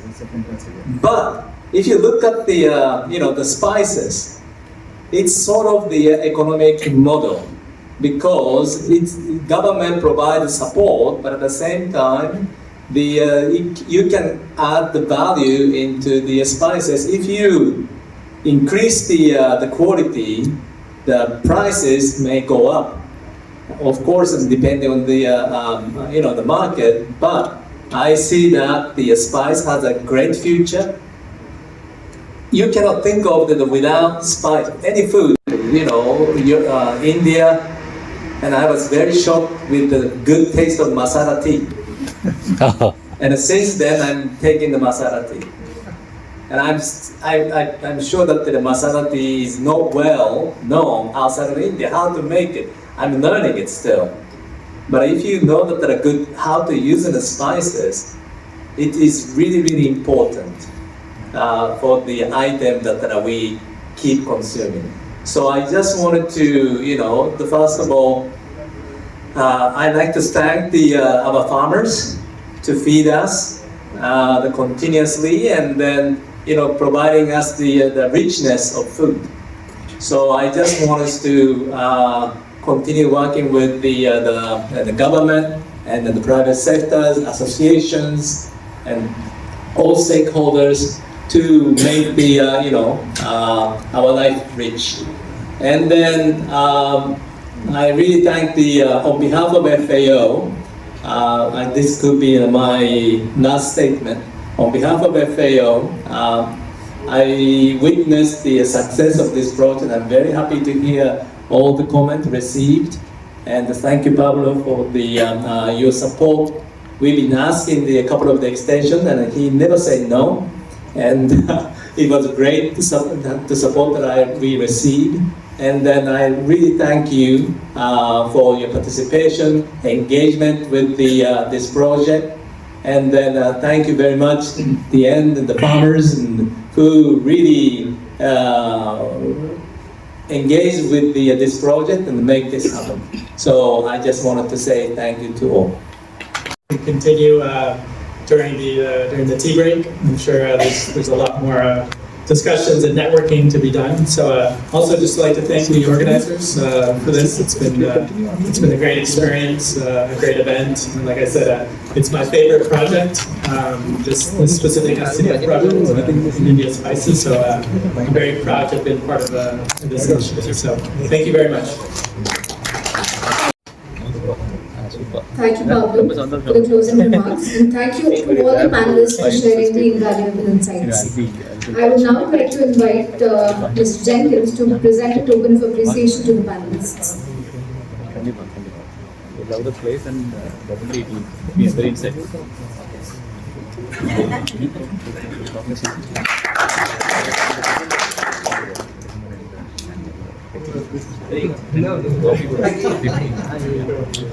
Sure, now we'll stop.